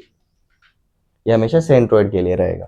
तो देखो इस टाइप के जो क्वेश्चंस रहेंगे ना, वो आपको ट्रिक्स बनाने के लिए हेल्प करते हैं। जब भी आप सेंट्रोइड पूछा जाएगा वर्टाइसेस के थ्रू, वो वाला फॉर्मूला, अगर उन्हीं को अगर हमने पोजीशन वेक्टर्स के अंदर डाला तो ये वाला फॉर्मूला। क्लियर है एवरीवन? एवरीवन, अब यही आप दूसरे रास्ते से भी निकाल सकते हो। हमने ये जो लिखा OC plus CD plus DG, हमने OD फाइंड आउट कर लिया था, हमें OD मिल गया था, बराबर। हमें OC पता है, OC मतलब क्या है, वेक्टर C है। CD मतलब position vector of D minus position vector of C। DG मतलब position vector of G minus position vector of D। ठीक है, हमें सब पता था, हमें सिर्फ क्या नहीं पता था, G नहीं पता था।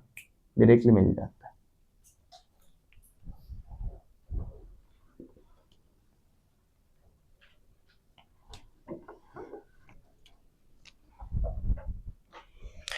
ये वाले रास्ते से एमसीक्यूज के लिए ये वाला रास्ता बहुत सही है। ओसी के हिसाब से, ओसी क्या है हमारे डायग्राम के अंदर, वेक्टर सी।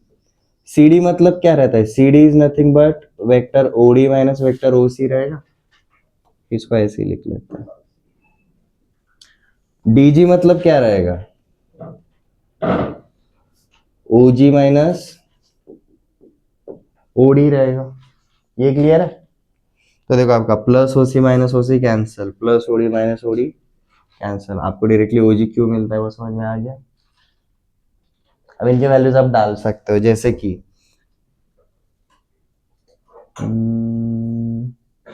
हमें ओडी का वैल्यू क्या मिला था जी, B plus C by two, eventually आपका A plus B plus by three मिलेगा आपको ओजी के हिसाब से। ओके, ये एमसीक्यूज के लिए हेल्प करेगा, बट प्रैक्टिस फ्रॉम फॉर्मूलेस। ठीक है, ट्रायंगल वाला देखा, पैरेललोग्राम का एक करे question everyone.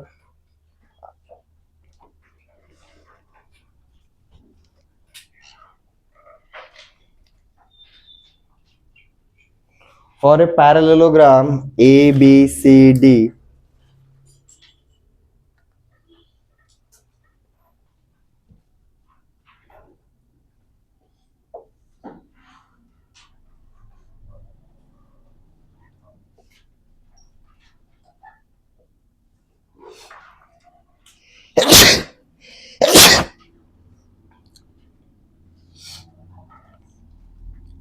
point A, B, C and D have position vectors, vector A, vector B, vector C and vector D respectively.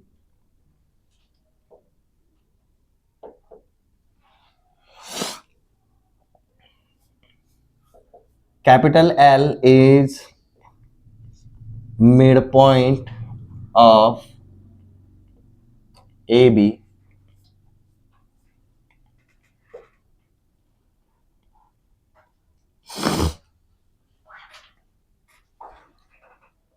DL intersect with AC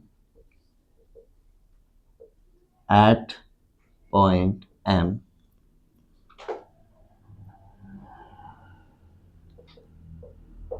Find position vector of M. अब इस question को कितना भी theory में read करो आप समझ में नहीं पाओगे until and unless आप डायग्राम बनाओगे।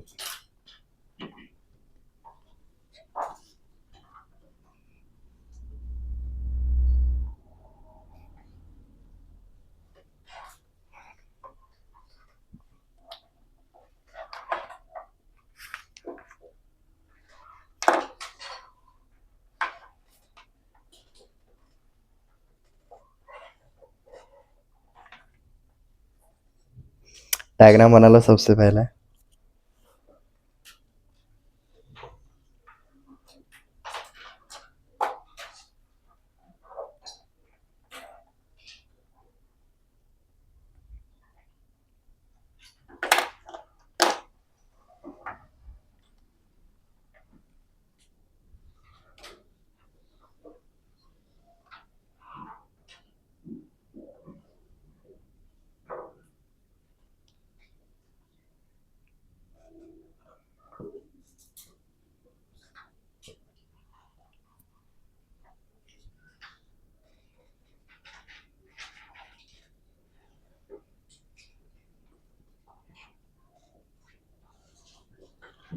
शुरुआत से ही वेक्टर्स बनाने के चक्कर में मत पड़ो। इन अ पैरेललोग्राम एबीसीडी बोला तो हमने सबसे पहले क्या किया जी, पैरेललोग्राम एबीसीडी बना लिया। ठीक है, उनके पोजीशन वेक्टर्स क्या है क्या नहीं वो बाद में कैलकुलेशन के लिए हेल्प करने वाले हैं, ठीक है। लाइक हमें पोजीशन वेक्टर्स का हेल्प कब होगा, जब हमें किसी और का पोजीशन वेक्टर निकालना पड़ेगा तब। बट सबसे पहले गिवन डेटा को प्रॉपरली अंडरस्टैंड करना पड़ेगा। एबीसीडी पैरेललोग्राम बना लिया। Next, L is mid point of A B, मतलब देखो आपका ए और बी का मिड पॉइंट आपको ड्रॉ करना पड़ेगा। This is mid point L. Ratio क्या है 1:1। Now DL intersects with AC. अब डीएल और एसी ड्रॉ करना पड़ेगा, मतलब हमें क्या करना पड़ेगा जी, एसी। एसी क्या है जी, हमारे पैरेललोग्राम का डायगोनल रहेगा, और डीएल बनाना है। डीएल मतलब क्या रहेगा, अब ये वाला पार्ट रहेगा।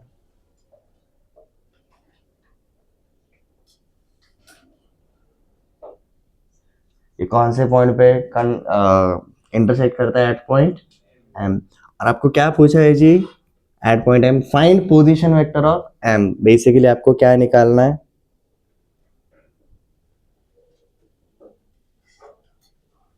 ओ एम निकालना है। ये क्लियर है, ये क्लियर है, क्या निकालना है वो समझ में आ गया। अब गिवन डेटा के लिए आप क्या लिख सकते हो, आपको ओ ए पता है, ओ बी पता है, ओ सी पता है, और ओ डी पता है। वैसे अगर आपको सिर्फ ए डी और बी भी अगर दिया रहता तो भी काम हो जाता। रीजन क्यों बताता हूँ। हम ऐसा बोल सकते हैं vector A D is equal to vector B C, parallelogram है, right. Vector A B is equal to vector D C, parallelogram है, ठीक है। तो आपको सारा का सारा डेटा तो यूज करना नहीं पड़ेगा, जितने की जरूरत है उसको हम यूज करेंगे। अब देखो रफ आइडिया हम कैसे यूज करेंगे। फॉर एग्जाम्पल एम, ए और सी, ये तीनों पॉइंट्स कैसे हैं, collinear. M divides A C in somewhat ratio. तो मतलब अगर एम अगर ए एंड सी के टर्म में अगर आ गया तो हमें एम का लाइक, और ये रेशो भी अगर पता चल गया तो हम क्या बोल सकते हैं, मतलब ये ए एम और ए सी अगर एक दूसरे के अगर मल्टीपल रहे तो हम सीधा इसके कोऑर्डिनेट्स निकाल सकते हैं, ठीक है। तो पहले डायग्राम बना लो।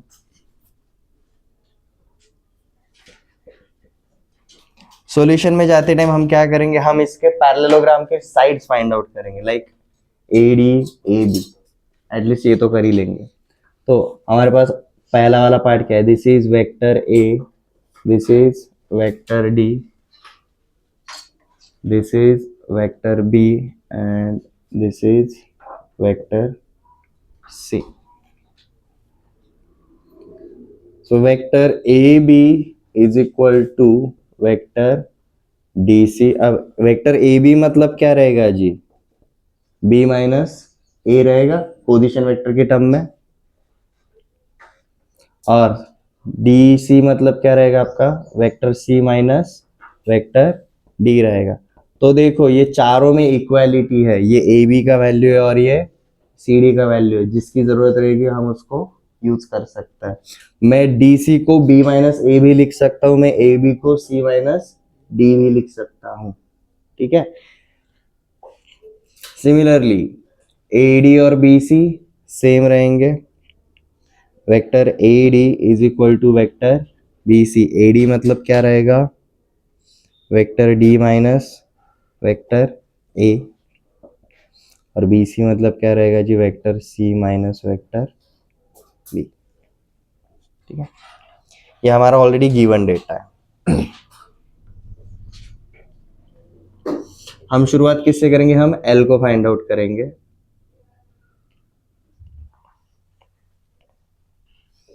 L डिवाइड्स की क्या जरूरत है, L is mid point of A B. और मिड पॉइंट के लिए हमने जस्ट देखा था मीडियन के टाइम पे, मिड पॉइंट क्या रहता है जी, position vector of A plus position vector of B divided by 2। तो आपका बेसिकली वेक्टर ओ एल क्या रहेगा, vector A plus vector B upon 2। हमें ये मिल जाता है।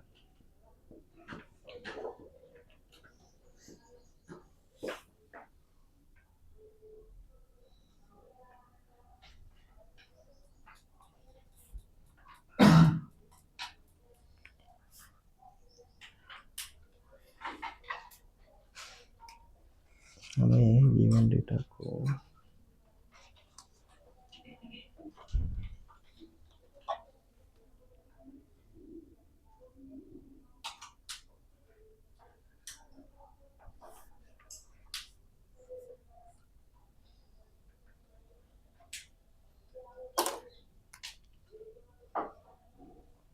ट्रायंगल मिड पॉइंट के हिसाब से अगर देखेंगे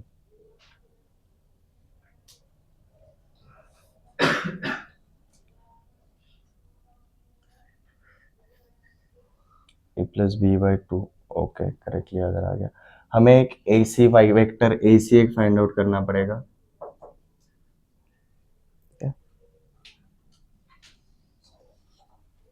देखो हमें अब डी और एल पता है, ठीक है। हमें अब क्या निकालना पड़ेगा, ए से निकालना पड़ेगा, ठीक है। तो सबसे पहले डीएल निकाल लेते हैं। वेक्टर डीएल मतलब क्या रहेगा, position vector of L minus position vector of D रहेगा।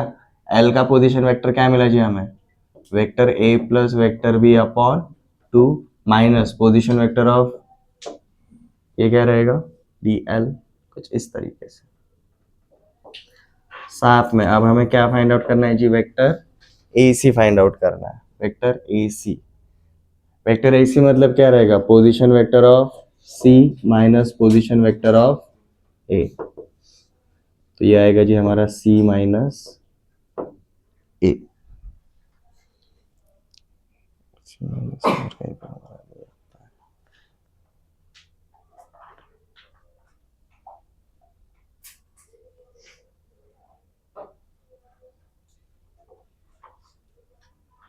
D minus A by to.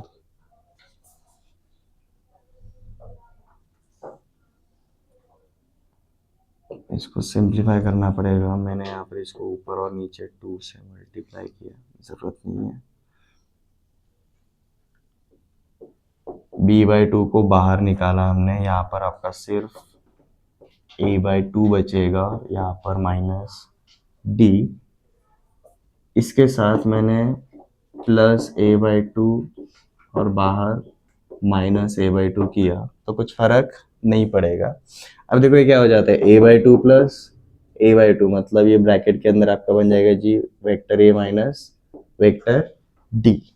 और हमने vector d minus vector a मतलब क्या बोला था, वेक्टर ad बोला था, ठीक है। तो बेसिकली हमें ये वेक्टर dA मिल जाता है।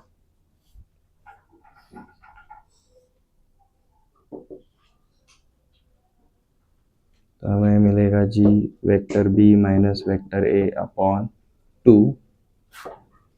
Plus vector a minus vector d। But b minus a basically क्या है जी हमारा ए बी।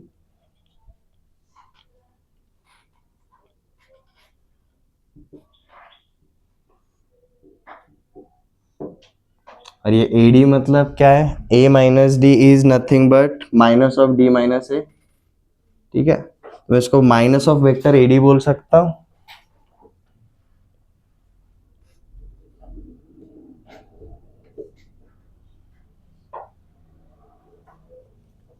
बेसिकली ये हमारा किसके बराबर आएगा, वेक्टर डी एल के बराबर आ रहा है। So vector D L is equal to A B N, A D के टर्म में आ गया, and two times of this. इसको अगर हम 2/2 लिखेंगे, टू कॉमन निकाल सकते, तो 2 times of vector D L is equal to vector A B minus 2 times of vector A D. This is 1 and 2 minus वाले साइड पे, प्लस वाले साइड पे ले लेते, तो vector A B is equal to 2 times of vector D L plus vector A D.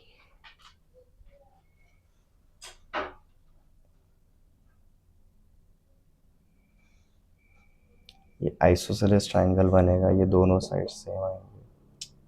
Question में given data कुछ तो इनकम्प्लीट है। Okay, let it be. इस क्वेश्चन को हम बाद में कंटिन्यू करेंगे। एक गिवन डेटा कुछ तो इनकम्प्लीट है, क्योंकि अगर ये सेक्शन के ऊपर करना रहेगा तो हमें ये प्रॉपर्टीज एक पता होनी चाहिए।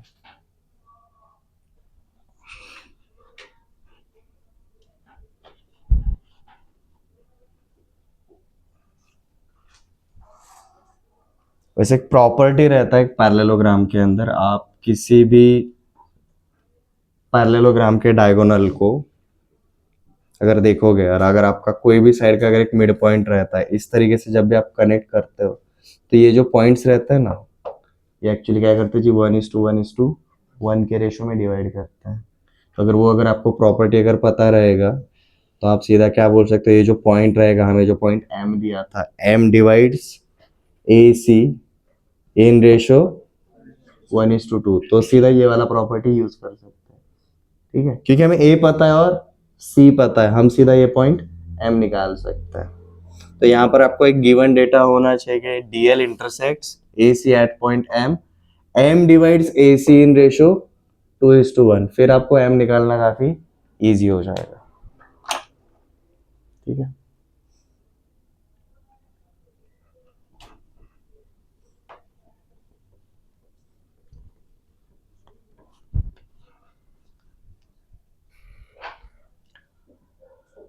in triangle ABC, point D, E and F are midpoints of BC, AC and AB respectively.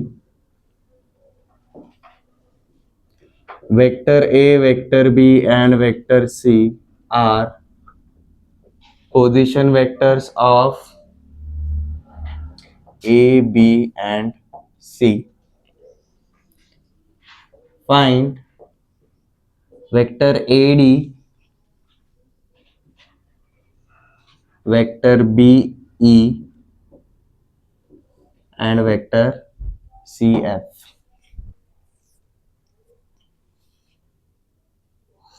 अब अगेन क्वेश्चन को अगर आप डायग्राम में अगर कन्वर्ट करोगे आपको पता चल जाएगा, ये तीनों के तीनों वेक्टर्स बेसिकली क्या है, हमारे मीडियंस है। ऑल्सो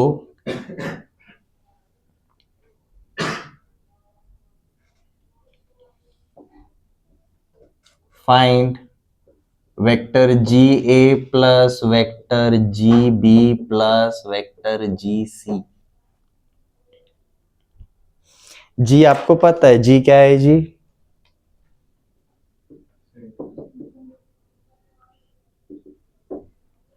ठीक है,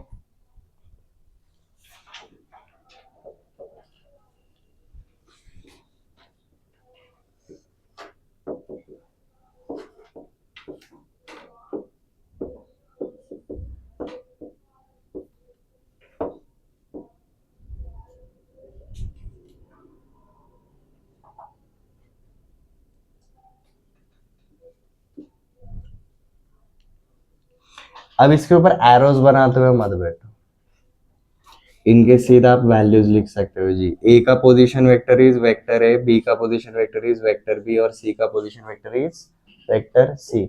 हम पूरे कैलकुलेशन में अब क्या करेंगे, अब देखो बी और सी को ये डी मिड पॉइंट है तो डी के क्या रहेंगे जी, बी प्लस सी बाय 2, ई का क्या रहेगा जी, A plus C bye 2, F का क्या रहेगा जी, ए प्लस बी बाय 2, ये रहेगा। और प्रीवियस वाले क्वेश्चन में हमने जी का निकाला था, जी का क्या रहेगा जी, vector A plus vector B plus vector C upon 3। तो सारा डेटा गिवन है, अब आपको क्या निकालना है, A D B E C F. अरे आपको ये स्पेशली ये एक वाला पार्ट निकालना है।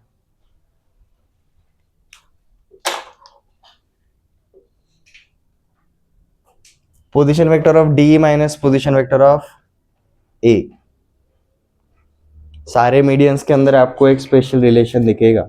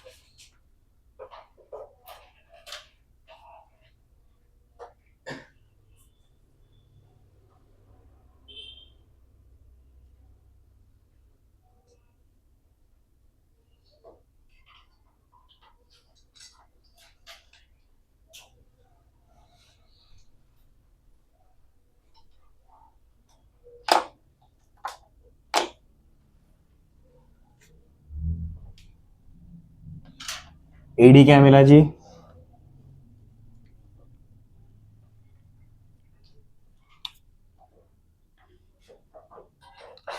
Position vector of D minus position vector of A, आपको क्या मिलना चाहिए जी? B plus C by two minus vector A, आपको बी क्या मिलेगा जी? A plus C by two minus vector B, आपको सी एफ क्या मिलेगा जी? Vector A plus vector B by two minus vector C. और ये सेंट्रोइड से जी ए जी बी और जी सी क्या मिला?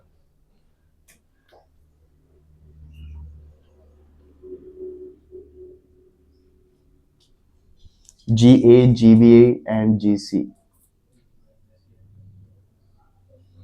जी ए मतलब क्या रहेगा? Vector G A will be this minus A, G B will be this minus B, G C will be this minus C. करो क्विकली, ये आइडेंटिटी है।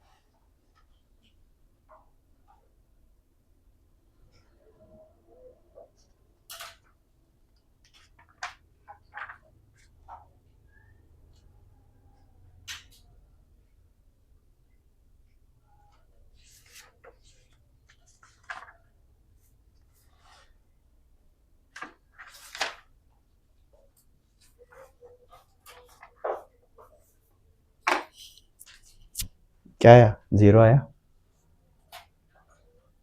कैलकुलेशन ही नहीं किया, करो जल्दी।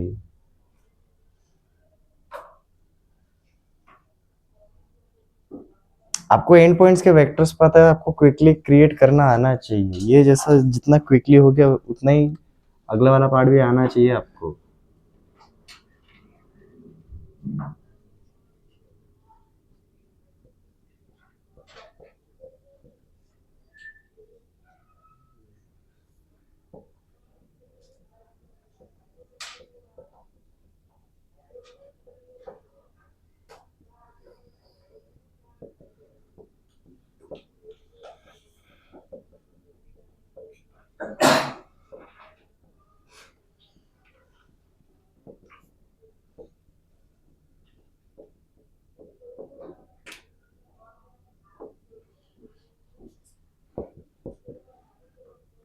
इन तीनों का क्या करना है? एडिशन करना है। यहाँ पर आपको क्या मिलेगा जी? A plus B plus C. यहाँ पर क्या मिलेगा जी? Minus three times of A plus B plus C upon three, three three cancel, A plus B plus C minus A plus B plus सी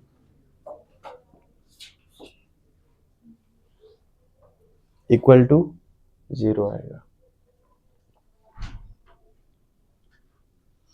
अब सिमिलर जैसे जी ए जी बी और जी सी zero मिला ना, अगर आपको ना ये जी डी प्लस जी E plus जी F बोलते तो भी क्या मिलता?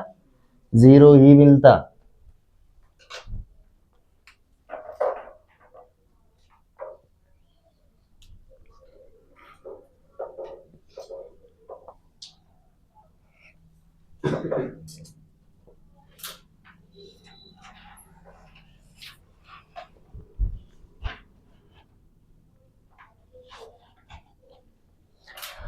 आते जी हमारे नेक्स्ट कंसेप्ट के ऊपर।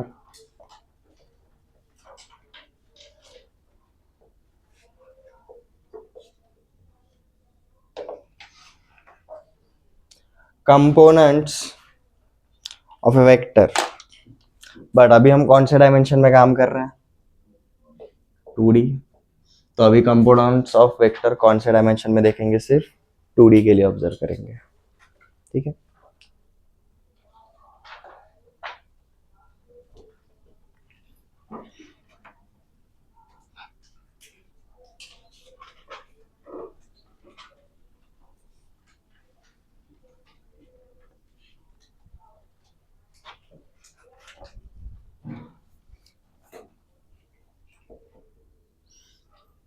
बट कंपोनेंट्स ऑफ वेक्टर में जाने से पहले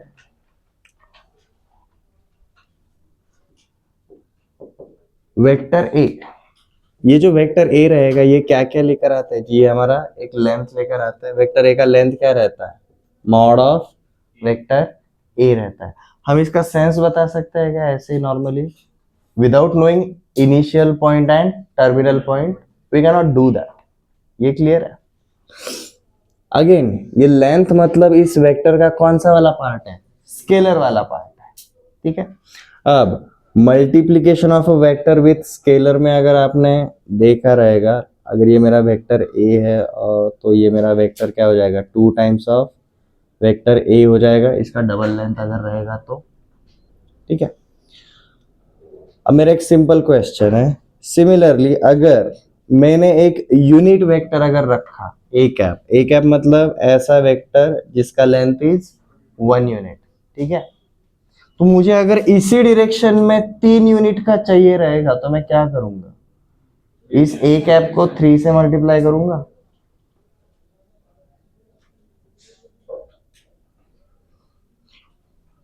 इसकी उल्टी डायरेक्शन में अगर मुझे 5 चाहिए रहेगा तो मैं क्या करूंगा? मैं -5 से मल्टीप्लाई करूंगा।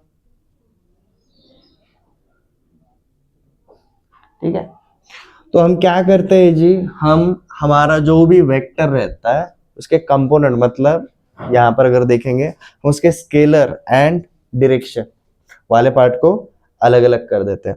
एंड सिंस यूनिट वेक्टर का मॉडुलस क्या रहता है? हमेशा 1 रहता है, और ये 1 किसी के भी साथ मल्टीप्लाई करो कुछ फर्क पड़ता है क्या? नहीं पड़ता है। ठीक है, तो हम क्या करते हैं? हम किसी भी वेक्टर को कुछ इस तरीके से लिखते हैं, vector A is equal to modulus of vector A multiplied with unit vector. ये यूनिट वेक्टर मतलब एक पर्टिकुलर डायरेक्शन में कितना लेंथ रहेगा? 1 यूनिट ऑफ लेंथ। और ये क्या रहेगा जी? Actual length of vector A. ये समझ में आ रहा है एवरीवन?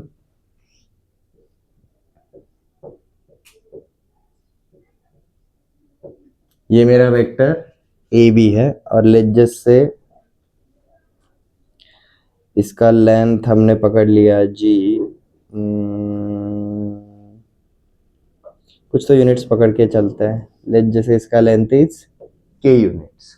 ठीक है, ये वाले डायरेक्शन में, और इसी डायरेक्शन में अगर मेरे पास एक ऐसा छोटा सा यूनिट वेक्टर प्रेजेंट है। अब कैप बोला है मतलब ये कौन सा वेक्टर है? यूनिट वेक्टर है। तो मैं ऐसा बोल सकता हूं ये vector A B is nothing but scalar के multiplied with unit vector A, क्योंकि इसका लेंथ कितना है? के यूनिट से। के कुछ भी हो सकता है, 3.5 हो सकता है, पाई हो सकता है, और √39/7 हो सकता है, कुछ भी हो सकता है। ये समझ में आ रहा है? ठीक है, जब हम 2D के अंदर जाते हैं तो देखो क्या होता है। 2D के अंदर हमारे कितने डायमेंशन है? हिंट देता हूं, 2 रहता है। तो हम यहाँ पर क्या क्रिएट करते हैं जी? एक्चुअली सबसे पहले यूनिट वेक्टर्स क्रिएट करता है। हर एक पर्टिकुलर डायरेक्शन में क्या क्रिएट करते हैं जी? हम यूनिट वेक्टर्स क्रिएट करता है। जैसे हमने वेक्टर ए बी को डिफाइन करने के लिए क्या किया? इसी डायरेक्शन में एक यूनिट वेक्टर अगर हमने पकड़ा और ए बी की लेंथ से अगर इसी यूनिट वेक्टर को मल्टीप्लाई कर दिया तो इवेंचुअली हमें क्या मिलता है? ओरिजिनल वेक्टर ही मिलेगा। ठीक है, तो सबसे पहले हम इस वाले पार्ट को अंडरस्टैंड करेंगे। तो कंपोनेंट्स ऑफ वेक्टर के अंदर सबसे पहला कंसेप्ट रहेगा जी हमारा unit vector. Types of vector के अंदर हमने देखा था, बट यहां पर ये यूनिट वेक्टर कुछ अलग सेंस में आता है। तो सबसे पहले हेडिंग डालो जी unit vector.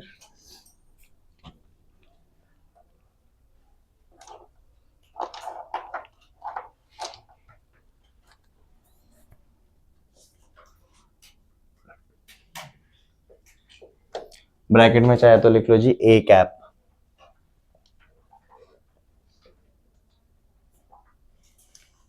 For any vector ए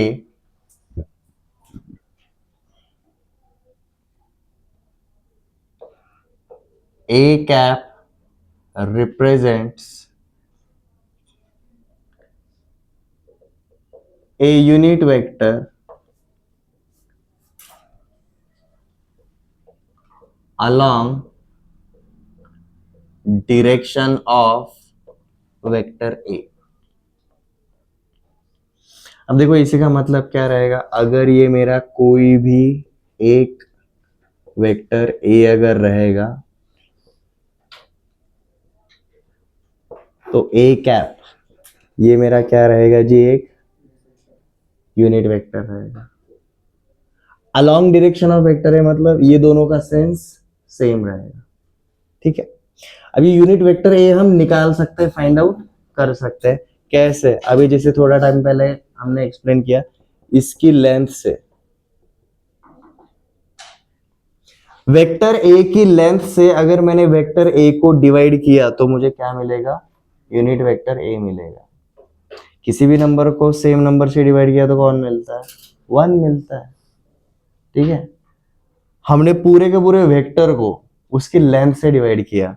हमारा जो वेक्टर है वो बेसिकली मतलब क्या रहेगा, खुद का लेंथ भी लेकर आता है और खुद का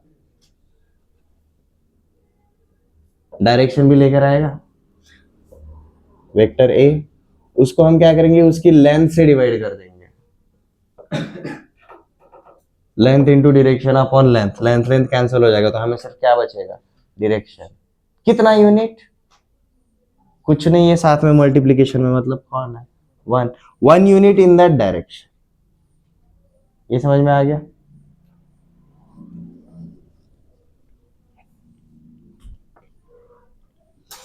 So for any vector a cap represents a unit vector along direction of a given as unit vector a is equal to vector a divided by modulus of vector a।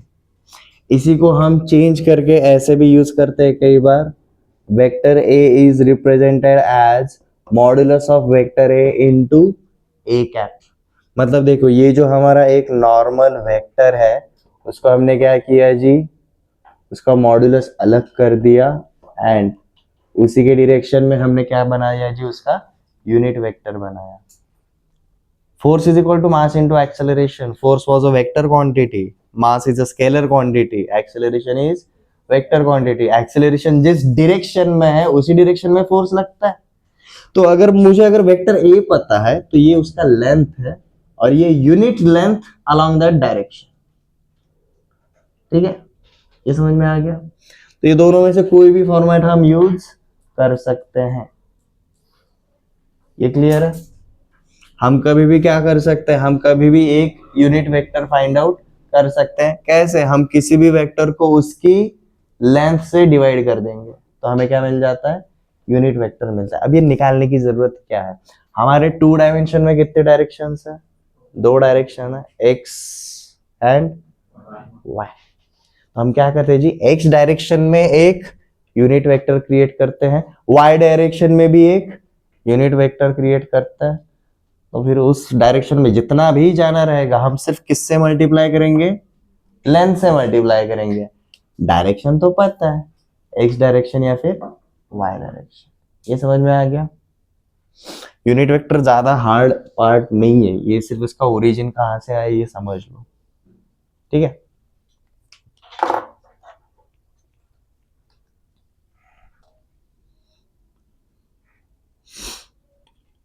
अब आते हैं जी हमारे ओरिजिनल वाले concept के ऊपर, that is components of a vector. अब देखो इसका ओरिजिन हम कैसे करेंगे, एक डायग्राम से शुरुआत करते हैं, ऑब्जर्वेशन ऐसे रखते हैं।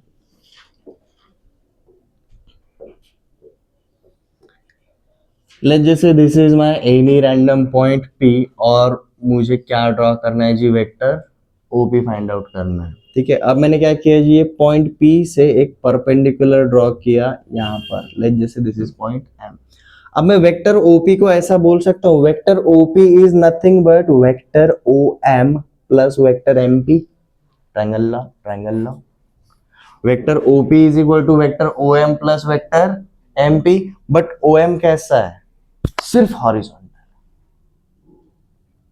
सिर्फ हॉरिजॉन्टल। इसका y कोऑर्डिनेट चेंज हो रहा है क्या, ये सिर्फ x एक्सिस के अलॉन्ग जा रहा है।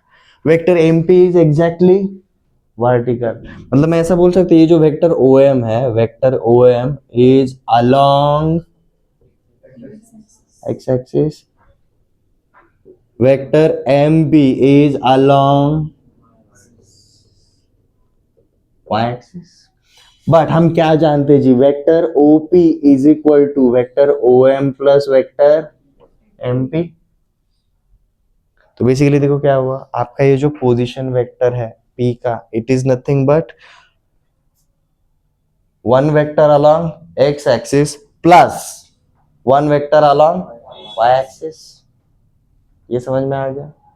तो एक्स एक्सिस वाला पार्ट एंड वाई एक्सिस वाला पार्ट ये क्या रहेंगे, इसके कंपोनेंट्स रहेंगे। ये समझ में आ रहा है? ये समझ में आ रहा है? बट जाने से पहले हम क्या करेंगे भाई, एक्स एक्सिस के अलोंग एक यूनिट वेक्टर क्रिएट करते हैं जिसको हम नाम देते हैं जी आई कैप, एंड वाई एक्सिस के अलोंग हम एक यूनिट वेक्टर क्रिएट करते हैं जिसको हम नाम क्या देते हैं जी, J cap. These are basically our components of a vector. But एक कंपोनेंट्स ऑफ अ वेक्टर हम X axis and Y axis के अलोंग जा रहे हैं, तो सबसे पहले हम क्या करते हैं, ये दोनों डायरेक्शन के अलोंग हम कौन फाइंड आउट करते हैं जी, यूनिट वेक्टर। इसलिए सबसे पहले हमने यूनिट वेक्टर देख लिया, ठीक है। अब आई कैप जे कैप कैसे आता है आपको समझ में आ गया होगा, बहुत इजी है। एक्स एक्सिस के अलोंग वन यूनिट वाला vector is I cap, Y axis के अलोंग वन यूनिट वाला वेक्टर इज जे कैप, ठीक है। डायग्राम बाद में बनाना, सबसे पहले start with this.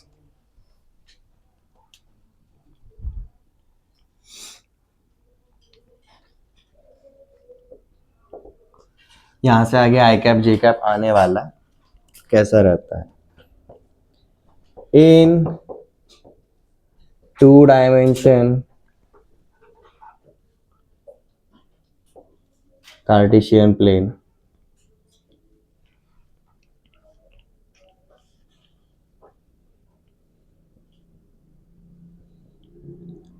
unit vector along x axis is I cap and unit vector along y axis is j cap।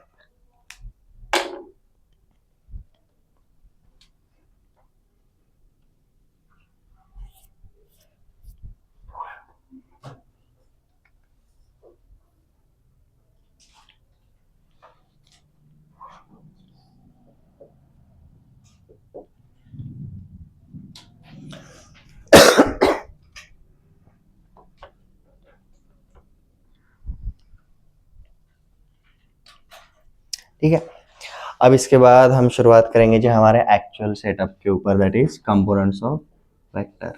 Let capital P x, y is any point on Cartesian plane।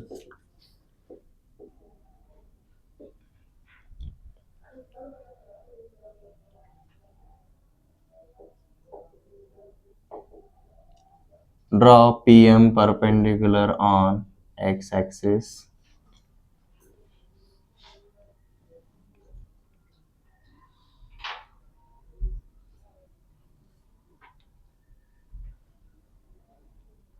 ठीक है।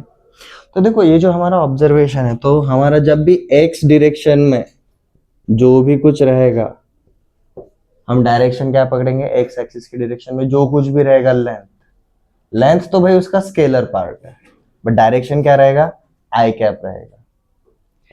y axis के along जितना भी length जा रहा है वो तो उसका स्केलर पार्ट है, बट डायरेक्शन क्या रहेगा हमारा, j कैप रहेगा। तो बेसिकली क्या करता है भाई, यूनिट वेक्टर आपका लेंथ वन लेकर आता है, बट किसी भी पर्टिकुलर डायरेक्शन को स्पेसिफाई करने के लिए अवेलेबल रहता है, ठीक है। तो हमारा ये अजम्पशन, हमने पॉइंट P x, y पकड़ लिया। अब देखो x, y का मतलब क्या रहेगा, ये वाला लेंथ कितना रहता है, x रहता है, और ये वाला लेंथ कितना रहेगा, y रहेगा, बराबर है। ये एक्स लेंथ कौन से डायरेक्शन में, नाम में ही है एक्स डायरेक्शन में, तो मतलब हम क्या बोल सकते हैं, ये x unit of length I cap की डायरेक्शन में गया, ये y unit of length J cap की डायरेक्शन में गया। ठीक है, तो यहां पर हम क्या बोल सकते हैं जी, वेक्टर ओ एम जो रहेगा it will be represented as x multiplied with I cap. चाहे तो यहां पर लिख लो जी, x मतलब क्या रहेगा, इस ओ एम का लेंथ रहेगा, और ये आई कैप का मतलब क्या रहेगा जी, this is along x axis या फिर x डायरेक्शन। सिमिलरली हम MP लिख सकते हैं जी, हमारा MP मतलब क्या रहेगा जी, y multiplied with J cap. Again ये y मतलब क्या है जी, इस MP का लेंथ है, और ये j का मतलब, जे कैप का मतलब क्या रहेगा जी, along which direction, along y direction. Again कौन सी डायरेक्शन में, पॉजिटिव डायरेक्शन में रहेगा। आई कैप अगर इधर जा रहा है minus I cap negative X axis में जाएगा, जे कैप अगर अपवर्ड जा रहा है तो माइनस जे कैप डाउनवर्ड जाएगा। ठीक है, डायग्राम से हम सीधा ट्रायंगल लॉ अप्लाई करके हम क्या बोल सकते हैं जी, vector OP is equal to vector OM plus vector MP रहेगा। कौन सा वाला लॉ है जी हमारा, ट्रायंगल लॉ ऑफ वेक्टर्स। और OM और MP का वैल्यू हमने जस्ट निकाला है, तो हम वेक्टर OP को क्या लिख सकते हैं जी, vector OP can be written as x I cap plus y g cap. ठीक है, अब ये इसका पर्पस क्या है वो बताता हूं, कंपोनेंट्स वाला पार्ट बनाने के पीछे पर्पस क्या है। हमने कार्टेशियन प्लेन पे रेक्टेंगुलर कोऑर्डिनेट सिस्टम देखा है, जिसमें हम किसी भी पॉइंट का लोकेशन x, y वाले फॉर्मेट में बताते हैं। तो जो x कोऑर्डिनेट रहता है वो हमेशा वेक्टर में अगर कन्वर्ट करेंगे तो कौन से वाले टर्म में आएगा, आई कैप वाले टर्म में आएगा। y डायरेक्शन में जब भी आएगा तब जे कैप वाले टर्म में आएगा। तो मतलब अगर मैंने यहां पर पॉइंट P को अगर बोला, पॉइंट P इज 2,3, तो पोजीशन वेक्टर ऑफ OP क्या रहेगा, 2i cap plus 3j cap. ठीक है, अगर मैंने पॉइंट P को अगर बोला 3,-7, तो इसका मतलब क्या रहेगा, वेक्टर OP मतलब क्या रहेगा, 3i माइनस 7j कैप। ये समझ में आया। अगर मैंने पॉइंट P को अगर बोला -3,8, तो मेरा वेक्टर OP मतलब क्या रहेगा, -3i cap plus 8j cap. ये समझ में आया। हम पोजीशन वेक्टर्स आराम से बना सकते हैं।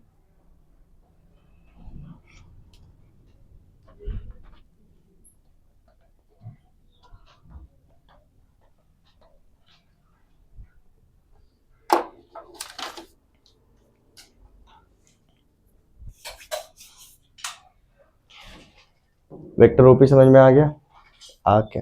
बट वेक्टर ओपी का डायरेक्शन देखो, ये सिर्फ आई कैप में है या फिर सिर्फ जे कैप में है क्या, नहीं। हम ऐसे टाइम पे किसकी हेल्प लेते हैं, थीटा की हेल्प लेते हैं। ठीक है, एंड सिंस कोई भी पोजीशन वेक्टर हमेशा ओरिजिन से शुरुआत होता है, तो भाई ये ऑब्वियसली पॉजिटिव एक्स एक्सिस के साथ कोई ना कोई तो एंगल बनाएगा, ये बनाएगा। अब देखो हमें वेक्टर ओपी तो मिल गया, हम ओपी का लेंथ निकाल सकते हैं क्या, in triangle OMP, since this is right angle triangle, हम ऐसा बोल सकते हैं क्या, OP square is equal to OM square plus MP square, Pythagoras theorem के हिसाब से। और हम यहाँ पर अब सिर्फ लेंथ की बात कर रहे हैं। OM का लेंथ हमने क्या देखा था जी, X, MP का लेंथ क्या है, Y, तो ये किसके बराबर रहेगा जी, OP स्क्वायर के बराबर। हमें OP स्क्वायर नहीं चाहिए, हमें क्या चाहिए जी, OP चाहिए। तो ये क्या रहेगा जी हमारा √x square plus y square. और ये बेसिकली क्या रहेगा हमारा, मॉड्यूलस ऑफ वेक्टर OP। तो मतलब देखो कंपोनेंट का फायदा भी बहुत रहता है। अगर पॉइंट P के कोऑर्डिनेट्स x, y है, आपका position vector of point P पता चल गया, that is xi cap plus yj cap. And इन्हीं का अगर आप मॉडुलस लेते हो तो हमें क्या मिल जाता है, इसका लेंथ मिल जाता है, इसी वेक्टर का हमें लेंथ मिल जाता है। This is as same as complex number में हम निकालते थे मॉडुलस, याद आ रहा है, उसके जैसा ही है।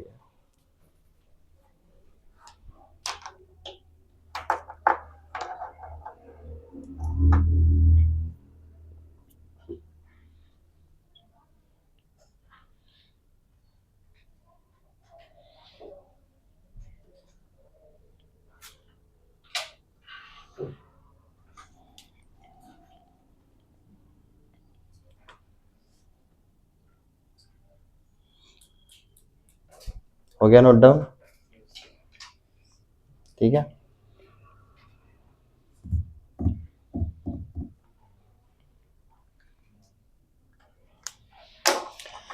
तो बार बार इस कंसेप्ट को अगर आपको देखना ही रहेगा तो हम यहाँ पर शॉर्ट में इसको कैसे लेकर जा सकते हैं जी। For any point P x, y in 2D, number 1 vector OP क्या बनेगा जी, xi plus yj cap. Number 2 modulus of vector OP क्या बनेगा जी, root over x square plus y square. ठीक है,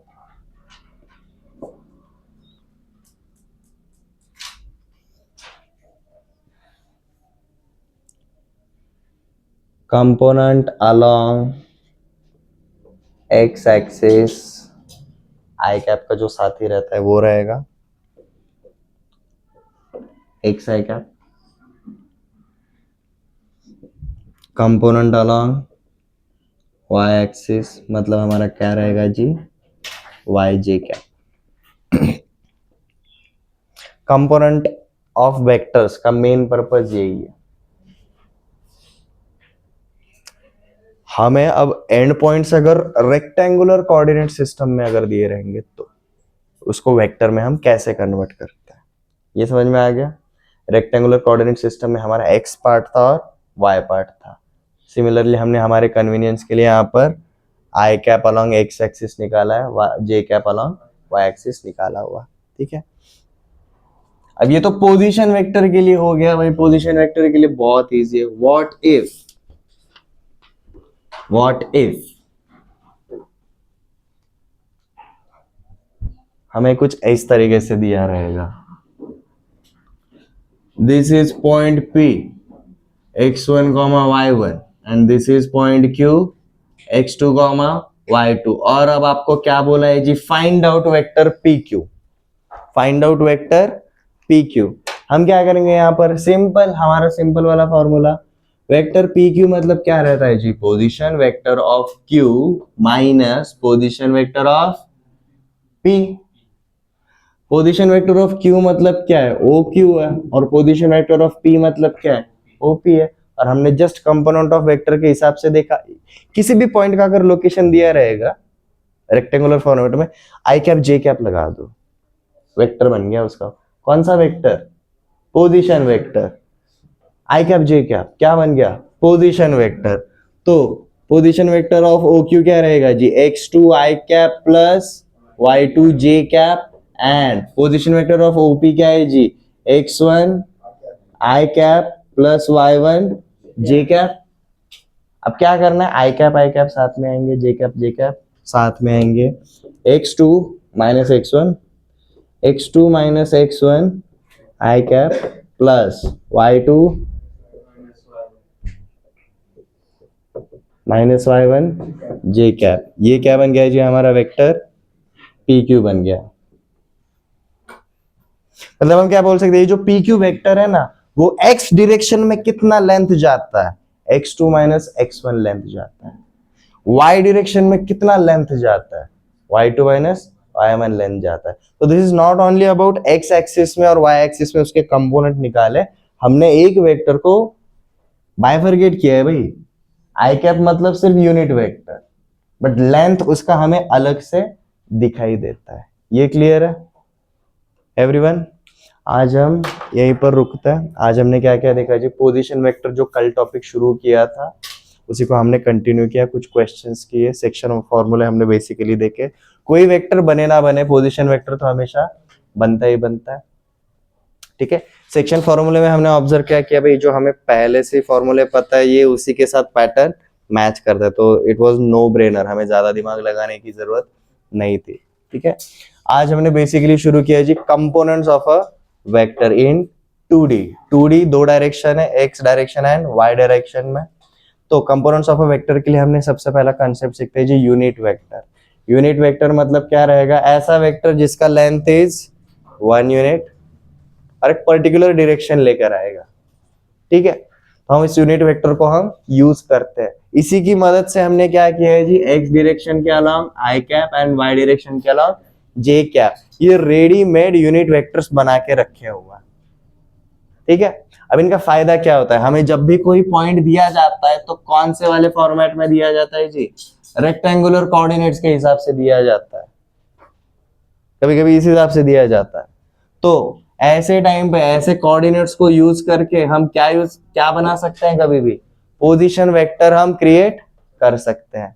इनके जो कोऑर्डिनेट्स रहते हैं, रिस्पेक्टिव कोऑर्डिनेट्स को क्या लगाना है, सिर्फ टोपी पहनाने की है, कैप लगाने का, आपका क्या बन जाता है, पोजीशन वेक्टर बन जाता है। और जैसे ही पोजीशन वेक्टर बन गया, हम जानते हैं पोजीशन वेक्टर की मदद से हम किसी भी वेक्टर को बना सकते हैं, डिफाइन कर सकते हैं। ये समझ में आया everyone?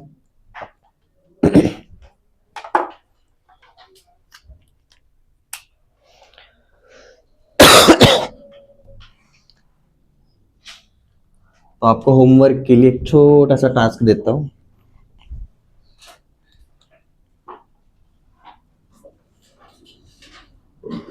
Find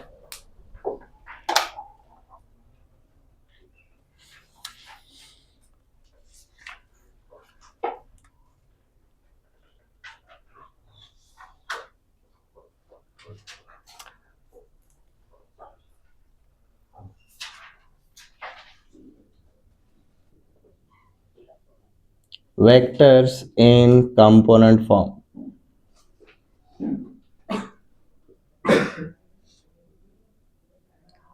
for points. Number 1, point P is given as 7 comma minus 4. Point Q is given as minus 5 plus 8. Point R is given as 5 comma 4.